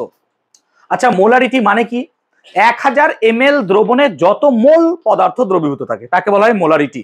তাহলে 4.9 গ্রাম H2SO4 এর মোল সংখ্যা আগে বার করো, দেখো তাহলে 4.9 গ্রাম H2SO4 এর মোল সংখ্যা, তাহলে 4.9 গ্রাম H2SO4 এর মোল সংখ্যা কত হবে, না তো স্যার 4.9 গ্রাম মানে কত, 4.9 বাই 98, কেন 98 লিখলাম, কারণ H2SO4 এর আণবিক ভর কত হয় 98 গ্রাম। বিশ্বাস যদি আমাকে না হয় তাহলে H2SO4 এখানে ক্যালকুলেট করে নাও, H2SO4 কত হবে, H2 মানে কত 2 × 1, সালফার কত হয় 32, আর অক্সিজেন কত হয় 16 × 4, তাহলে হবে কত 98 গ্রাম। তাহলে এটা যদি ক্যালকুলেট করো তাহলে 1/20, 1/20 মানে কত হবে 0.05 নাকি রে, দেখতো 0.05 নাকি,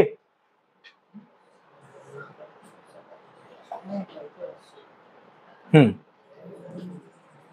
0.05 মোল।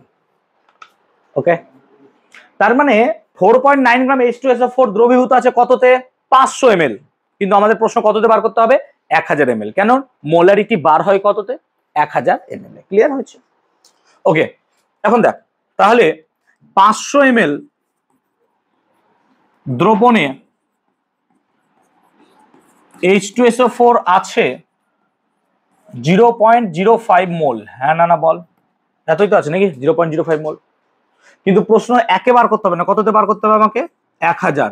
তাহলে বুঝতে পারছি কত হবে এটা 0.05 ইন্টু কত হয়ে যাবে 2 নাকি রে, নাকি 2 গুণ হয়ে যাবে তো, ঐকিক নিয়ম নিশ্চয়ই জানিস করতে।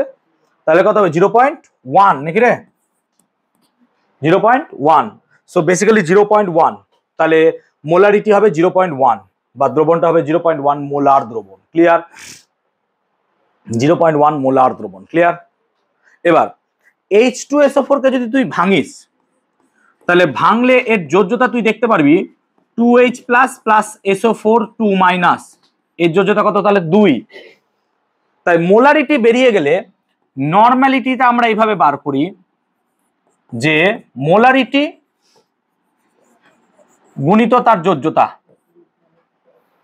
তাহলে মোলারিটি যদি হয় 0.1, তার সাথে 2 গুণ করিস, তাহলে নর্মালিটি কত হয়ে যাবে স্যার 0.2। তাহলে এক্ষেত্রে H2SO4 এর ক্ষেত্রে 2 গুণ হবে।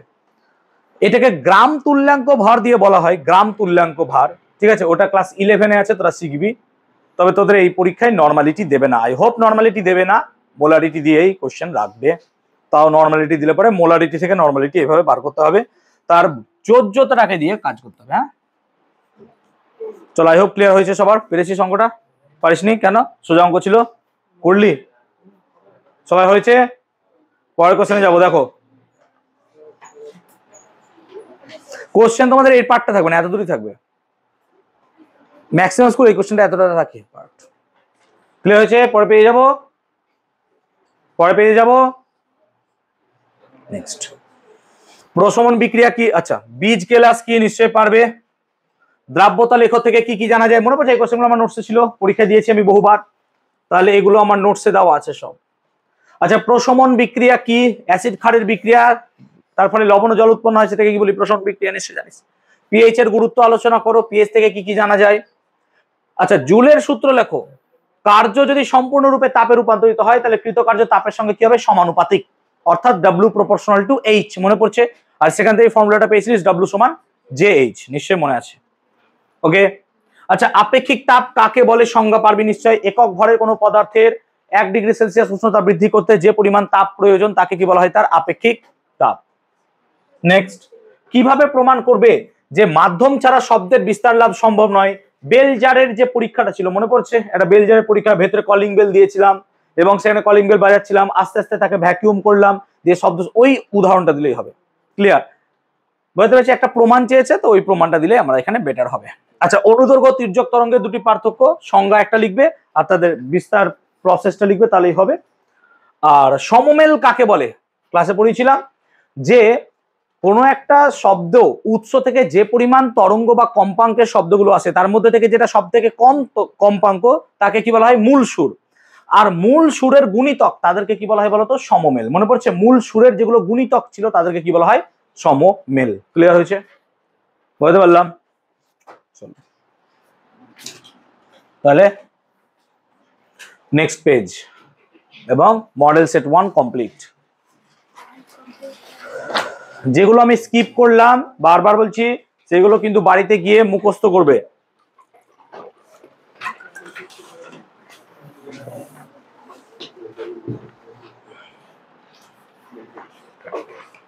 দেখো, প্রদত্ত রাশিগুলির মধ্যে কোনটি ভেক্টর রাশি? ওজন। ঘূর্ণন গতিতে অপরিবর্তিত থাকে, ঘূর্ণন অক্ষ, ঘূর্ণন অক্ষটা অপরিবর্তিত থাকে। ঠিক আছে। নেক্সট, প্রদত্ত কোন ভৌত রাশির একক? একক ক্ষেত্রফলে বলের একক নয়, বিকৃতি। জুল ও আর্গের মধ্যে সম্পর্ক 1 জুল = 10⁷ আর্গ। দূর থেকে কি এগুলো লেখা দেখা যাচ্ছে রে? বোঝা যাচ্ছে? কারণ আমি কাছ থেকে ব্লার দেখছি, দূর থেকে দেখা যাচ্ছে তো? ওকে। পরমাণু নিউক্লিয়াসে স্থায়ী যে বলের প্রভাবে, সেটা হচ্ছে নিউক্লিয় বল। 2 গ্রাম পরমাণু অক্সিজেন মানে 32 গ্রাম অক্সিজেন, নাকি রে? 32 গ্রাম, তাই তো? নেক্সট, একটি কেলাসাকার পদার্থ হলো তুঁতে। তুঁতে হচ্ছে কেলাসাকার পদার্থ। পরেরটাতে যাচ্ছে। অয়েল অফ ভিট্রিয়ল হলো সালফিউরিক অ্যাসিড। প্রশম দ্রবণে ফেনলফথ্যালিনের বর্ণ কি হয়? বর্ণহীন, নাকি? প্রশম দ্রবণে বর্ণহীন কোনটিই নয়, সুন্দর দেওয়া আছে। নেক্সট, কোন বস্তুর বেগ দ্বিগুণ হলে তার গতিশক্তি কত হবে? 4 গুণ। এই কোশ্চেনটাই ফ্রেম করে নাকি? ওকে, গৃহীত ও বর্জিত তাপ নির্ভর করে না ঘনত্ব নাকি, কারণ ভরের উপর নির্ভর করে, আপেক্ষিক তাপ উষ্ণতার উপর নির্ভর করে। এমএসটি একটু আগে ফর্মুলা লিখেছিলাম, মনে পড়ছে? MST formula. তৈল শোধনাগারে পেট্রোলিয়ামের উপাদানগুলিকে যে ভৌত ধর্মের দ্বারা পার্থক্য করা হয় সেটা কি হচ্ছে? স্ফুটনাঙ্ক নাকি, পাতন পদ্ধতি বলেইছিলাম আমরা, স্ফুটনাঙ্ক। আর শব্দের বেগের মান সর্বাপেক্ষা বেশি হয় ইস্পাত, কঠিন পদার্থের মধ্যে সব থেকে বেশি হবে, তারপর তরল, তারপর গ্যাস। করনি? ঘুমাচ্ছিলা নাকি বাড়িতে? তাহলে পুজো কদিন দেখলা? 2 দিন পুজো দেখে তাও কাজ হলো না আমার। নেক্সট, গ্যালন এককে পরিমাপ করা হয় কোন রাশি? আয়তন। তাহলে গ্যালন এককে আয়তনকে পরিমাপ করবে। বৃত্তপথে আবর্তনশীল বস্তু ত্বরণের অভিমুখ কোন দিকে থাকে? কেন্দ্র বরাবর। কেন্দ্র বরাবর, এটাকে বলা হয় অভিকেন্দ্র, অভিকেন্দ্র ত্বরণ। ওকে, অথবা কোন ক্ষেত্রে বস্তুর সরণ ও অতিক্রান্ত দূরত্বের মান সমান হয়? কখন হয়? সরল রৈখিক দূরত্ব নাকি, সরল রৈখিক গতির ক্ষেত্রে।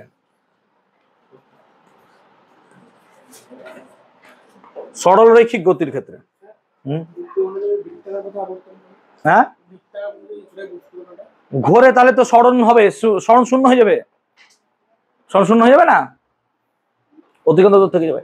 আচ্ছা, এমজি পরমাণুর ইলেকট্রন বিন্যাস কত হবে স্যার? 2, 8, 2 নাকি, 2, 8, 2 এমজি পরমাণুর ইলেকট্রন বিন্যাস। 9 গ্রাম জলে কত মোল জলের অণু আছে? তাহলে কত মোল জল? তাহলে 9/18 করে দাও, তাহলে কত হয়ে যাবে স্যার? 0.5।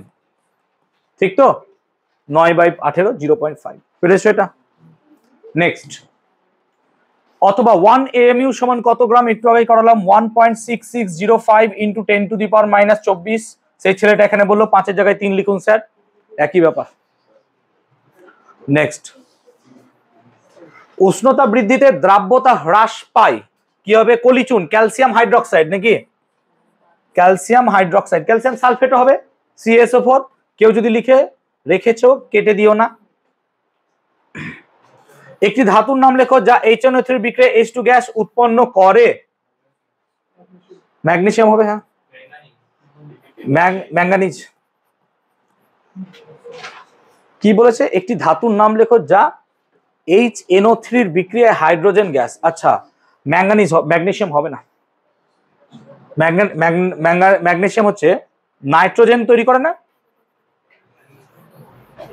H2 তৈরি করে। হ্যাঁ, দেওয়া আছে, ম্যাগনেসিয়াম দেওয়া আছে, ম্যাগনেসিয়াম। আরে MgNO3 প্লাস H2 ভাবছিস তো, ও না, নাও হতে পারে তো। নোটসে দেওয়া আছে, দেখি একবার নোটসটা আমার, খেয়াল করতে পারছি না তো এই মুহূর্তে।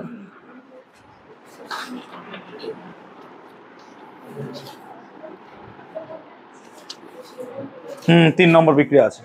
ঠিক আছে, ম্যাগনেসিয়াম হবে তাহলে, যদি থাকে তাহলে দিতে হবে। ঠিক আছে, ম্যাগনেসিয়াম হবে। ওকে, আচ্ছা, পানীয় জলে কলিফর্ম সংখ্যার মান কত হলে ভালো হয়? 0। কত হয় আবার কি? যত কলিফর্ম ব্যাকটেরিয়া কম থাকবে তত ভালো। 0, কলিফর্ম ব্যাকটেরিয়ার সংখ্যা 0 হতে হবে। আচ্ছা, SI এককে জলের আপেক্ষিক তাপের মান কত হয়? কত হয়? 4200 নাকি রে, 4200 joule per KG kelvin, 4200 joule per KG kelvin হয়। ওকে, আচ্ছা, বাঁধের জলে কোন শক্তি থাকে? স্থিতি শক্তি নাকি, বহুবার ক্লাসে পড়িয়েছি এটা, বোধহয় আমার এই অবজেক্টিভ বলেছিল নাকি রে, স্থিতি শক্তি থাকে।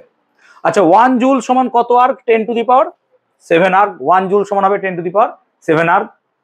আচ্ছা, বায়ুমণ্ডলের তাপমাত্রা শিশিরাঙ্কের সমান হলে আপেক্ষিক আর্দ্রতার মান কত হবে? কত হবে?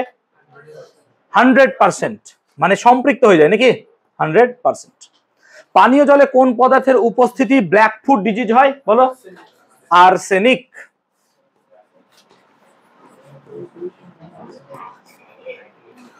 ঠিক আছে, কি গো, আমি মেরে দেবো মাথায়? ঠিক আছে, এতদূর।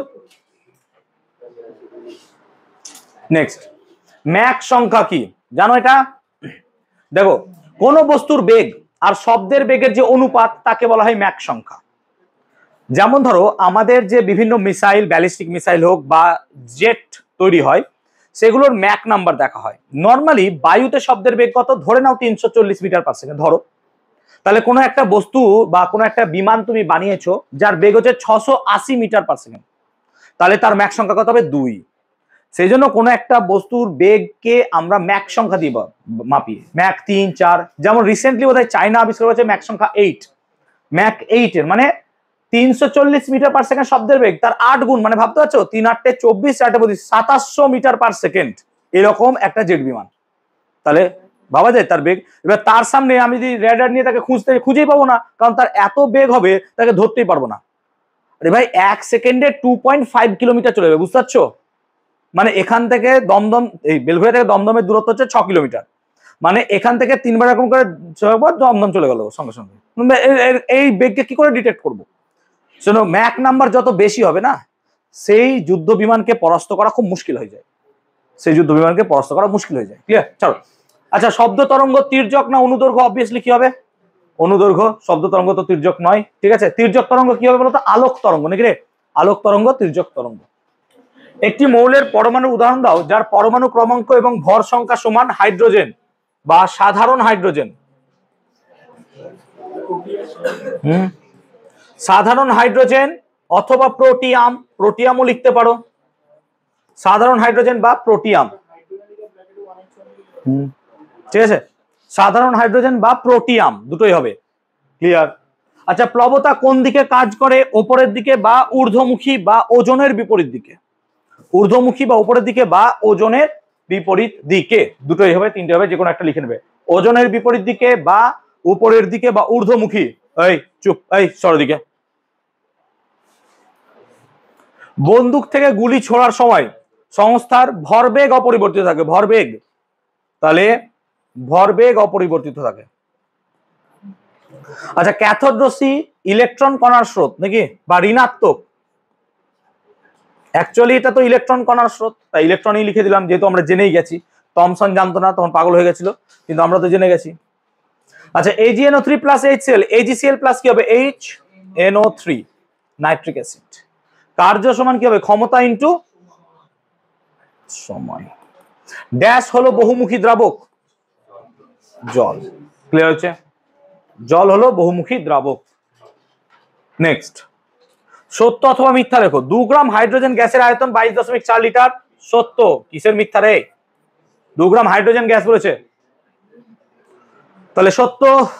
স্থিতিস্থাপক সীমার মধ্যে কোন বস্তুর পীড়ন এবং বিকৃতি পরস্পরের সমানুপাতিক, সত্য নাকি? ও, এটা সত্য বলে এটা মিথ্যা করেছিলিস নাকি? চলো, বাম স্তম্ভ ডান স্তম্ভ। এই যে প্যাটার্ন দেখছো, এই প্যাটার্ন ধরেই কিন্তু আমি পরীক্ষা নেবো, যেদিন তোমাদের অক্টোবর মাসে লাস্ট উইকে পরীক্ষা হবে। একই টাইপের কোশ্চেন হবে, মানে প্যাটার্নটা একই হবে। কোশ্চেন পাঠিয়ে দেবো, তবে যা করাচ্ছি এগুলো থেকে বেশিরভাগ কোশ্চেনই থাকবে, একটু বলতে পারি। আচ্ছা, NH4Cl ও বালির মিশ্রণ নিশ্চয়ই ঊর্ধ্বপাতন নাকি? বালি ও জলের মিশ্রণ একই দিয়ে রেখেছে। কম্পাঙ্কের একক হার্টজ। আশ্রাবণ জিনিসটা কি রে? ঠিক আছে, এটা দেখবো, দেখে জানাবো আশ্রাবণ জিনিসটা কি। আমি প্রথম শুনলাম, আশ্রাবণই তো লেখা। ঠিক আছে, জেনে দেখবো, তার সাথে আর উপায় নাই কিছু করার, ওটাই হবে। চলো নেক্সট, 3 দাগের কোশ্চেন এবার আসছি। চলো, হয়েছে বাবা, কথা হলো, চুপ করো। দেখো, মানের ঊর্ধ্বক্রমের সাজা, ঊর্ধ্বক্রম মানে ছোট থেকে বড়। 10 মাইক্রোমিটার, 10 ন্যানোমিটার, সব 10 দিয়ে রেখেছে। সব থেকে কম কি বলতো? ফার্মি। তাই ফার্মি যাবে 1 নাম্বার, প্রথমে ফার্মি হবে, ফার্মি লিখবো আগে। তারপর কি হবে স্যার? তারপর হবে অ্যাংস্ট্রম নাকি রে? হ্যাঁ না বল, কারণ 10⁻⁻10 মিটার, তাহলে এটা 2 সাজিয়েই রেখেছে ওরা, 1 2 3 4, ছোট থেকে বড়, মানে এটা এটা এটা এটা পরপর হবে। ক্লিয়ার? নেক্সট, ক্যালোরিমিতির মূল নীতিটি কখন প্রযোজ্য হয় না? যখন বাইরে থেকে তাপ ভেতরে আসবে, অথবা দুটি বস্তু পরস্পর কি করবে? বিক্রিয়া করে নেবে। মনে পড়ছে? তাহলে ক্যালোরিমিতির প্রযোজ্য হওয়ার যে শর্ত ছিল, সেই শর্তগুলো যদি উল্লঙ্ঘন হয়, তখনই কি হবে, ক্যালোরিমিতির মূলনীতি প্রযোজ্য হবে না। শর্ত নম্বর 1 কি ছিল, যে বাইরে থেকে তাপ ভেতরে যেতে পারবে না, ভেতরের তাপ বাইরে যেতে পারবে না। আর 2 নম্বর কি ছিল, দুটো পদার্থ পরস্পরের মধ্যে বিক্রিয়া করবে না, তাহলে পরে কিন্তু ক্যালোরিমিতির মূলনীতি প্রযোজ্য ছিল। ক্লিয়ার হয়েছে? নেক্সট, সেক দেওয়ার বোতলে জল ব্যবহার করা হয় বাবা, কে কোশ্চেন বানিয়েছো? করা হয় না নয়, করা যায় কেন? কারণ জলের আপেক্ষিক তাপ কি হয়, অনেক বেশি। আপেক্ষিক তাপ বেশি হওয়ার কারণে সে অনেকক্ষণ তাপকে ধরে রাখতে পারে। সেই জন্য আমরা যখন সেক দেওয়ার বোতলে জল নেব, সেই জলটা থেকে অনেকক্ষণ আমরা তাপ দিতে পারবো, কোমরে ব্যথা বা পায়ে ব্যথা হলে পরে। কিন্তু দুধ দিলে পরে কি হবে, দুধ খুব তাড়াতাড়ি ঠান্ডা হয়ে যাবে। আবার দুধ এক্সপেন্সিভ হয়, পারবি না, খেতেই তো লোকে পায় না, দুধ আবার সেক দেওয়ার বোতলে কোথা থেকে দিবি? তো জলই সব থেকে অ্যাভেলেবেল, সোজা এটাই দেখ। ক্লিয়ার? বলতে পারলাম? চাপ ও ঘাতের মধ্যে পার্থক্য লেখো।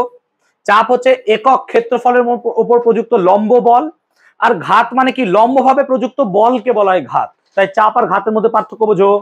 চাপ হচ্ছে একক ক্ষেত্রফলের উপর লম্বভাবে প্রযুক্ত বল, আর লম্বভাবে প্রযুক্ত বলকে বলা হয় ঘাত। দুটো পার্থক্য আছে। ঘাতের একক কি হবে, নিউটন, কিন্তু চাপের একক কি হবে, নিউটন পার মিটার স্কোয়ার। বুঝতে পারলাম? ঘাতের মাত্রা কি হবে, ml/t-2, কিন্তু চাপের মাত্রা কি হবে, ml⁻⁻1 t⁻²। এই রেকর্ডিং হচ্ছে? চলো 3-4। সূর্যের ভেতরের বিস্ফোরণের আওয়াজ পাওয়া যায় না কেন? কারণ সূর্য আর পৃথিবীর মধ্যে কোনো মাধ্যম নাই, শূন্য স্থান আছে।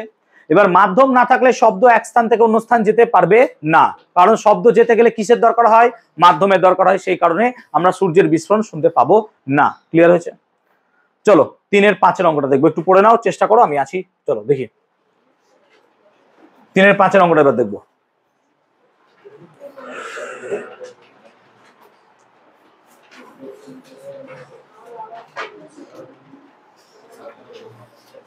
এরকম একটা সেট বোধহয় আগে করেছিলাম না রে, আমি একটা বোধহয় হোমওয়ার্ক দিয়েছিলাম না, করেছিলাম ক্লাসের জেরক্স বা দিয়েছিলাম বোধহয় আমি সম্ভবত। টোটাল 3টে সেট করানো হলো, তো টোটাল 5টা সেট আমি করাবো, আর 2টো সেট আছে। 90 মার্কসের আমি 5টা সেট টোটাল কমপ্লিট করাবো। একটা সেট অলরেডি করানো হয়ে গেছে, 2টো করাবো, আর 2টো করাবো। ঠিক আছে? তারপরে তোমাদের এবার প্র্যাকটিস শুরু হবে, পরীক্ষা। আর সময় পাবো না, সবাই কিন্তু রিভিশন দিতে থাকো বাড়িতে। যে যার যে চ্যাপ্টার যেখানে অসুবিধা আমাকে জিজ্ঞেস করো, যে স্যার এই জায়গাটা অসুবিধা, আমি ক্লিয়ার করে দেবো। বারবার বলছি, যার যার ডাউট আছে বাড়িতে রিভিশন দাও, ডাউট হলে আমাকে জিজ্ঞেস করো, না হলে পরে কিন্তু ক্লিয়ার করতে পারবে না। তোমাদের নভেম্বর থেকে পরীক্ষা সকলের প্রায় শুরু হয়ে যাবে, আর আমি অক্টোবর লাস্ট উইকে আর নভেম্বরের ফার্স্ট বা সেকেন্ড উইকে 2টো পরীক্ষা নেবো। মাধ্যমিকের 3টে পরীক্ষা নিই, 9-এর 2টো পরীক্ষা নিই। চলো অঙ্কটা পড়ে নিয়েছো নিশ্চয়ই।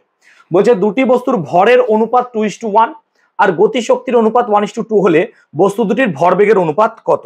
তাহলে কোশ্চেনটা একবার দেখে নাও। তাহলে ভরের অনুপাত, তাহলে প্রশ্নানুসারে m1/m2 কত দিয়েছে, 1/2 নাকি রে, 1:2 দিয়েছিল,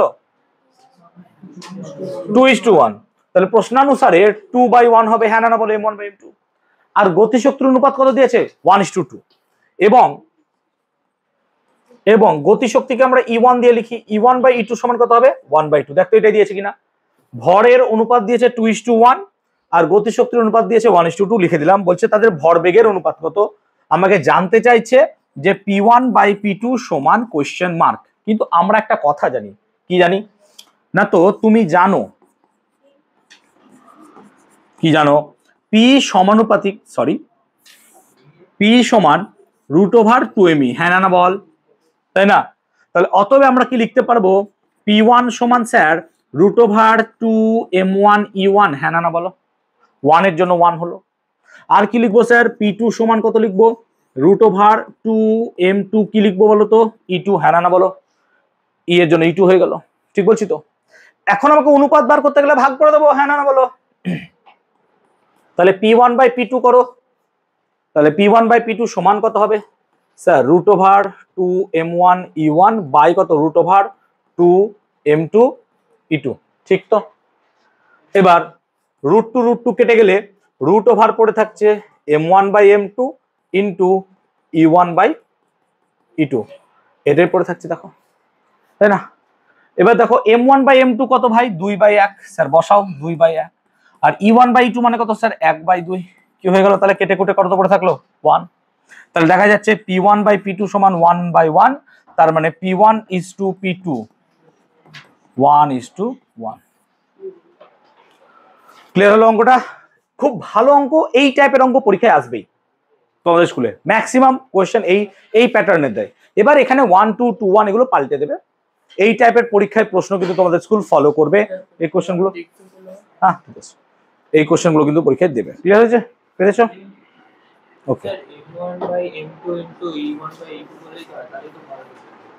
হ্যাঁ এম আর ই না, এম ই মানে তো ভরবেগ নয়, 2 গুণ করতে হবে না, ওইটা কাটতে হবে তো, নাহলে তো হবে না। ক্লিয়ার হয়েছে? চলো চেঞ্জ করছি। সবার টাকা হয়েছে? সবার টাকা হয়েছে? ওই কি হলো?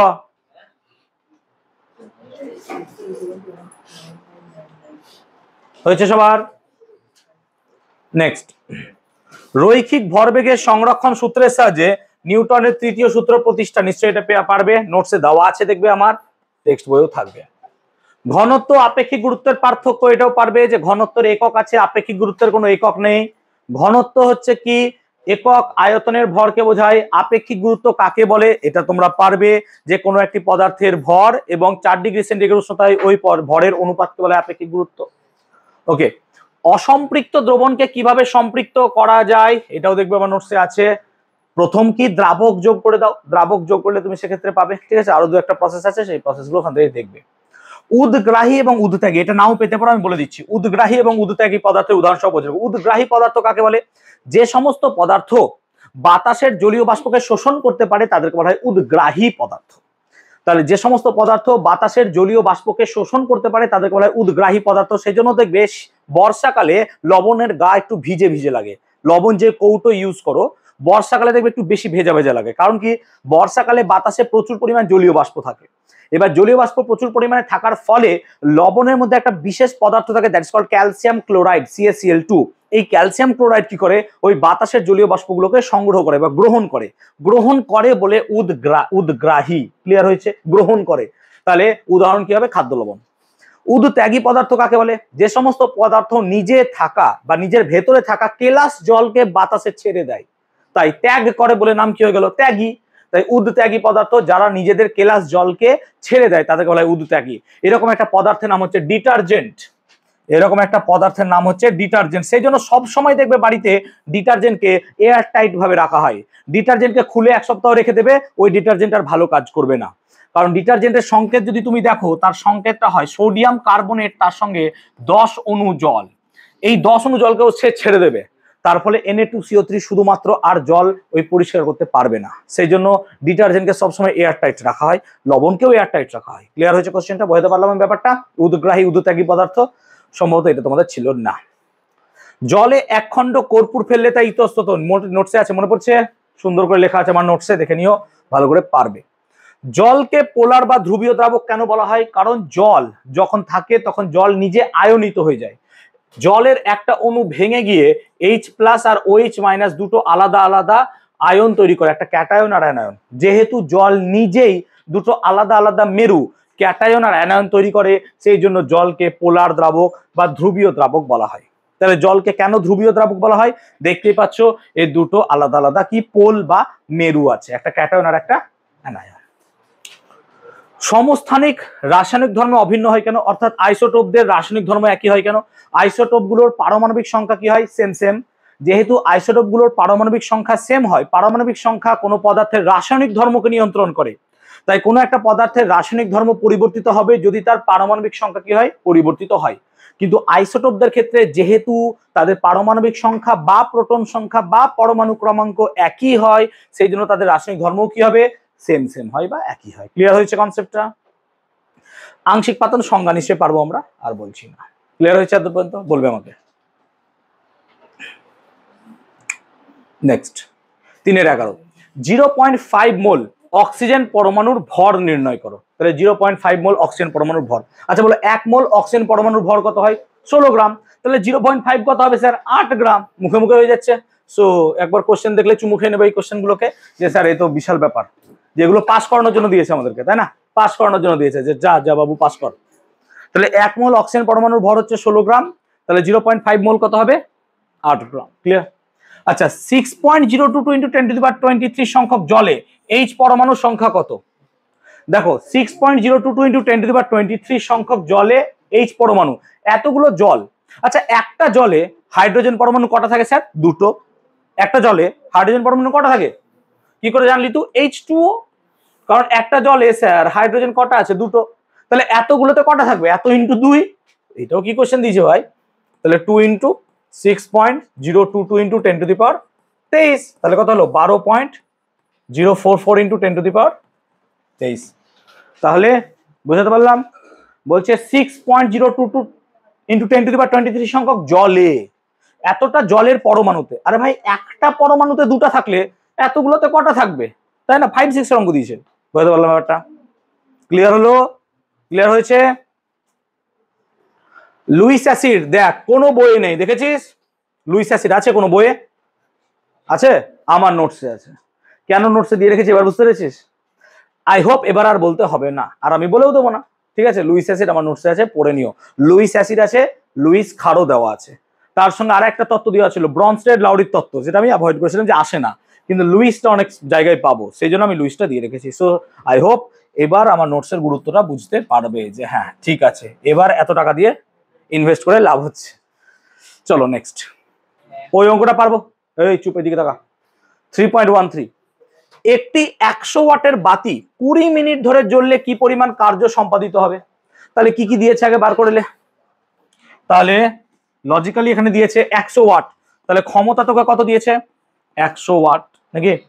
আর সময় দিয়েছে, সময় কত দিয়েছে? 20 মিনিট, কিন্তু মিনিট রাখবো না, কি করে নেবো?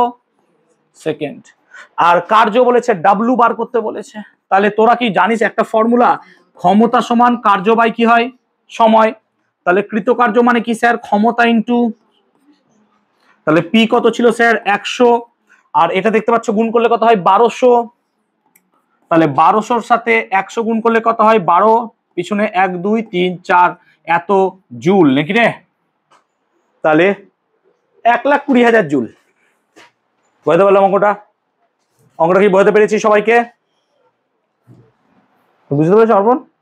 বুঝতে পেরেছো? ক্লিয়ার হয়েছে? বুঝতে পেরেছো বাবা? ক্লিয়ার সবার হয়েছে? অঙ্কটা বুঝতে পেরেছো? কি কি বলো? নেক্সট, এই অঙ্কটাও ক্লাসে করেছিলাম, মনে পড়ছে? সিঁড়ি দিয়ে উঠছিল, মনে পড়ছে অঙ্কটা? তো দেখো 100 কেজি ভরের এক বালক বা ব্যক্তি 75টা সিঁড়ির ধাপ হেঁটে 50 সেকেন্ডে 3 তলায় উঠলো। প্রতিটা সিঁড়ির ধাপ হচ্ছে 1.2 ডেসিমি। কেন বাবা এত অত্যাচার করিস? সিম্পল ডেসিমি, তাই না? ডেসিমি। চলো অঙ্কটাকে ডিকোড করি। কই আছে কারোর কাছে অঙ্কটা? দে তো আমাকে একটু, আবার পেজ উল্টাতে হবে বারবার। চল, তাহলে বলছে 100 কেজি ভরের এক ব্যক্তি, তাহলে এম কত লিখবো আমি স্যার? 100 কেজি। 100 কেজি ভরের একজন ব্যক্তি, বাপরে বাপ। এক ব্যক্তি 75টা সিঁড়ির ধাপ উঠছে, আর প্রত্যেকটা সিঁড়ির ধাপ কত? 1.2 ডেসিমি। আগে বল 1.2 ডেসিমি মানে কত সেমি হয়? Kilometre, hectometre, decametre, metre, decimetre, centimetre, মানে 12 সেমি। তার মানে টোটাল হাইট কত উঠছে? 75 × 12। হ্যাঁ না না বল?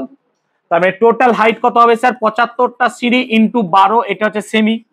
তাহলে সেমিকে মিটার করে লে, তাহলে কত দিয়ে ভাগ করতে হবে? 100। তাহলে 75 × 12/100 মিটার। দেখ কত সুন্দর হয়ে গেল, 75 4 3, তাহলে কত হয়ে গেল? 9। এটা মিটার কিন্তু 9 মিটার। তাহলে সুন্দর H 9 মিটার বেরিয়ে গেল। আর অভিকর্ষজ ত্বরণ দেয়নি, তো জিটাকে কত ধরবো? না। এবার কি জানতে চাইছে আমাকে? ক্ষমতা ও সময়ও দিয়েছে নাকি? সময় কত দিয়েছে?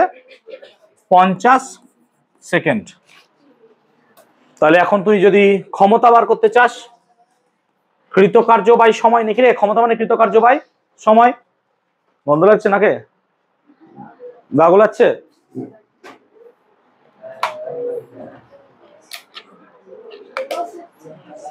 হয়ে গেছে এবার?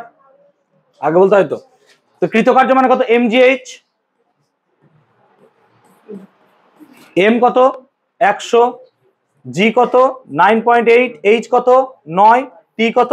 50। 50 2 100, 9 2 18, 18 × 9.8, এই কত হচ্ছে বার করে লে। করেছো ক্যালকুলেশন?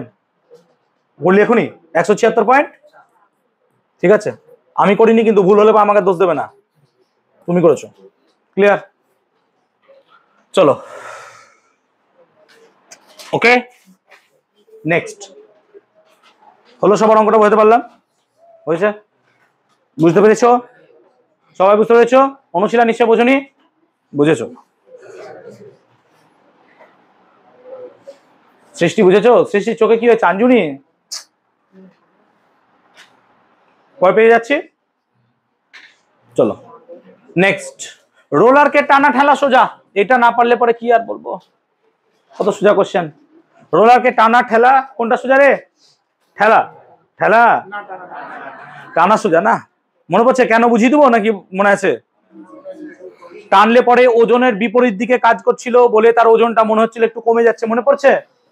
আচ্ছা, অ্যালগাল ব্লুম কি নিশ্চয় পড়েছো, যে অতিরিক্ত পরিমাণ ডিটারজেন্ট জাতীয় পদার্থ যদি আমরা ব্যবহার করি তাহলে পুকুরে কি হচ্ছে, প্রচুর পরিমাণে শৈবাল সংখ্যা বৃদ্ধি পায় এবং পুকুরটা দেখতে কি রকম লাগে, সবুজ। একে বলা হয় কি, অ্যালগাল ব্লুম। এবং অতিরিক্ত পরিমাণে এই সবুজ শৈবালের সংখ্যা বৃদ্ধি পাওয়ার ফলে মাছের কি হয় বা অন্যান্য জলজ প্রাণীর ক্ষতি হয়, এটাকে বলা হয় ইউট্রোফিকেশন। মনে পড়ছে? চলো পরটাতে আসছি। নেক্সট, আবার সেম কোশ্চেন, লেখচিত্রের সাহায্যে এস ইকুয়াল টু ইউটি, কি ব্যাপার, হাফ এটি স্কয়ার বললো। ওকে, একটি ক্ষেত্রজনিত বলের উদাহরণ দাও। মহাকর্ষ বল, তাহলে একটা ক্ষেত্রজনিত বল হবে কি, অবভিয়াসলি মহাকর্ষ বল বা চৌম্বক বল হবে, এগুলো সব ক্ষেত্রজনিত বল। বলের সংযোজনের সামান্তরিক সূত্র নিশ্চয়ই পারবে, আমার আর বলার দরকার পড়বে না, সামান্তরিক সূত্র ইম্পর্টেন্ট। একটি হ্রদের কত গভীরে জলের মধ্যে চাপ বায়ুমণ্ডলীয় চাপের দ্বিগুণ, ক্লাসে করিয়েছিলাম। কোনটা বলে দিলাম তো, স্পর্শজনিত বল। ও লব্ধি বল কাকে বলে? দেখো, একাধিক বলের যোগফলকে বলা হয় লব্ধি বল। কোনো একটা বিন্দুতে যদি একাধিক বল ক্রিয়ারত হয় সেই বলগুলোর যোগফলকে কি বলা হয়, লব্ধি বল। ঠিক আছে, ওকে। আচ্ছা, এই অঙ্কটা কি ক্লাসে করেছিলাম, মনে পড়ছে না? মনে পড়ছে না? ওই দিন তো করলাম, 2p ধরেছিলাম, দিয়ে p বার করলাম। তো প্লিজ দেখবে, যেদিন আমরা ওই চ্যাপ্টার নাম্বার 3 এর অঙ্ক করিয়েছিলাম, সেই অঙ্ক করানোর যে ক্লাস, সেই ক্লাসে দেখবে এইটা করানো আছে, যেদিন চ্যাপ্টার 3 এর অঙ্ক করাই, ঠিক আছে, সেখানে দেখবে করিয়েছিলাম। দেখতে একবার, যদি কারো খাতা থাকে করানো আছে কিনা। এক্স্যাক্টলি সেম অঙ্কই করিয়েছি আমি, আমার যতদূর মনে পড়ছে। না থাকলে আমি করে দিব, চট করে দেখলে। দ্বিগুণটা করাইনি আমি, আমার করানো কথা, এই অঙ্কটা তো মিস যায় না আমার। হ্যাঁ করেছিলাম, চলো বাদ দিচ্ছে দিলে। আচ্ছা, পর্যায়কাল এবং কম্পাঙ্কের সংজ্ঞা লেখো, নিশ্চয় ক্লাসে বুঝিয়েছিলাম। একটি পূর্ণ দোলন হতে যে পরিমাণ সময় লাগে তাকে কি বলা হয়, পর্যায়কাল। আর কোন একটি কণা 1 সেকেন্ডে যতবার পূর্ণ দোলন সম্পন্ন করে তাকে কি বলা হয়, কম্পাঙ্ক। এদের সম্পর্ক কি হবে স্যার, না তো কম্পাঙ্ক সমান 1 বাই পর্যায়কাল, বা এদের সম্পর্কটা হচ্ছে অনন্যক সম্পর্ক, অনন্যক, ঠিক তো? কম্পাঙ্ক কি হয়, 1 বাই পর্যায়কাল। আচ্ছা, ক্ষণস্থায়ী শব্দের প্রতিধ্বনি শোনার জন্য, মনে পড়ছে এটা 16.6 মিটার বার করেছিল, মনে পড়ছে ক্ষণস্থায়ী শব্দের ক্ষেত্রে। তাহলে ক্ষণস্থায়ী শব্দের শোনার জন্য প্রতিভা দূরত্ব কত প্রয়োজন তা নির্ণয় করো। দেখো, এই ক্যালকুলেশনটা তোমাদের বারবার বলতাম, আর এটা কিন্তু অনেক স্কুলের পরীক্ষায় দেয়। মনে পড়ছে ক্যালকুলেশনটা 2d = vt ধরে করেছিলাম, শব্দ অধ্যায়ের ক্লাসে দেখবে এটা করানো আছে। ক্লিয়ার হয়েছে? ওকে। 1h1, 1h2, 1h3 এদের মধ্যে কোনটি সবচেয়ে হালকা? অবভিয়াসলি এটা সবথেকে হালকা। কেন? দেখো, এগুলো প্রত্যেকের ভর কি বেশি, এর ভর কি কম, তাহলে এটা সবথেকে বেশি হালকা হবে। তার কারণ এখানে ভর সংখ্যা সবথেকে কম। আমরা জানি কোন একটা পরমাণু ভারী হবে তার যদি ভর সংখ্যা বেশি হয়, তাহলে এর ভর সংখ্যা কম বলে এটা সবথেকে হালকা। তো এই টাইপের কোশ্চেন 3 মার্কসের জন্য আসবে না, এটা কত মার্কসের জন্য আসবে, 1 মার্কস বা খুব বেশি হলে 2 মার্কস। ঠিক আছে। আচ্ছা, রাদারফোর্ডের পরমাণু মডেলের ত্রুটিগুলি লেখো। ত্রুটি লিখবো, দুটো ত্রুটি আসবে, তিনটি নয়, দুটো ত্রুটি। ঠিক আছে, দুটো ত্রুটি পড়বে, দুটো ত্রুটি আছে তোমাদের, দুটি আসবে, তিনটি আসবে না। আচ্ছা, জুলের সূত্র পারবো নিশ্চয়ই, একটু আগেই বললাম যে কার্য যদি সম্পূর্ণরূপে তাপে রূপান্তরিত হয় তাহলে কৃতকার্য তাপের সঙ্গে কি হবে, সমানুপাতিক। গাণিতিক রূপ সহ লেখো। দৈনন্দিন জীবনে আপেক্ষিক আর্দ্রতার একটি গুরুত্ব লেখো। আপেক্ষিক আর্দ্রতা জানলে পরে আমরা সেই দিন আমাদের আবহাওয়া সম্বন্ধে ধারণা পেতে পারি, বৃষ্টি হবে কিনা। যেমন আবহাওয়ায় যদি আর্দ্রতার পরিমাণ বৃদ্ধি পায় তাহলে জানবো সেখানে বৃষ্টির পরিমাণও কি হবে, বাড়বে নাকি, তাহলে এটা একটা গুরুত্ব হতে পারে। আচ্ছা, 1 মোল ইলেকট্রন বলতে বোঝায় 6.022 × 10⁻23 সংখ্যক ইলেকট্রনকে, নাকি রে? তাহলে 1 মোল ইলেকট্রন বলতে বোঝায় 6.022 ইন্টু 10⁻23 সংখ্যক ইলেকট্রনকে। একটি অক্সিজেন পরমাণুর প্রকৃত ভর কত? না তো দেখ, অক্সিজেন পরমাণু মানে 16/6.022 ইন্টু 10⁻23 এইটা হবে, অথবা 16 ইন্টু 1.6605 ইন্টু 10⁻24 গ্রাম। দুটোর মধ্যে যে কোনো একটা লিখবি, হয় 16 লিখবি, না হয় 16 এটা লিখবি প্রকৃত ভর। মনে পড়ছে AMU দিয়ে আমরা লিখি 16 AMU। আচ্ছা, এসটিপিতে 1 মোল জলের আয়তন কত হয়? 1 মোল মানে কত হবে? 22.4 লিটার। 22.4 লিটার। নিশ্চয় পার্থক্য পারবো, প্রকৃত এবং কোলিডিত এবং প্রলম্বনের পার্থক্য পারবে নিশ্চয়, বলতে হবে না। সল এবং জেলের বিস্তৃত দশা বলো। সলের বিস্তৃত দশা কি হয়? আর বিস্তার মাধ্যম। তো সলের বিস্তৃত দশা হচ্ছে কঠিন নাকি, কিন্তু জেলের বিস্তৃত দশা কি? তরল। আর সলের বিস্তার মাধ্যম হচ্ছে তরল, কিন্তু জেলের আবার কি হবে? কঠিন। ক্লিয়ার হয়েছে? আর উদাহরণ দিতে পারবো নিশ্চয়ই আমরা। সলের উদাহরণ কি হবে? সালফার সল নাকি, সালফার সল। আর জেলের উদাহরণ কি হতে পারে? Jelly. Jelly itself is a gel নাকি। ওকে। আচ্ছা, অম্লরাজ কি? নিশ্চয়ই জানো। 3 আয়তন গাঢ় হাইড্রোক্লোরিক অ্যাসিড এবং 1 আয়তন গাঢ় নাইট্রিক অ্যাসিডের যে মিশ্রণ তাকে বলা হয় অম্লরাজ। উদাহরণ সহ ক্ষারকীয় লবণের সংজ্ঞা দাও। নিশ্চয়ই পারবে। ক্ষারকীয় লবণ এক জায়গাতেই আছে দেখবে, আম্লিক লবণ, ক্ষারকীয় লবণ, প্রশম লবণ বা নরমাল লবণ। কিন্তু আমার নোটসে আরো আছে যুগ্ম লবণ, জটিল লবণ, এরকম দেখবে আরো 2-4টে লবণ এক্সট্রা দেওয়া আছে নোটসে। ক্লিয়ার হয়েছে? ও আর নেই? তাহলে কমপ্লিট হলো এটা। ক্লিয়ার? তাহলে মডেল সেট 1 and 2 আমরা কমপ্লিট করালাম আজকে। ওকে।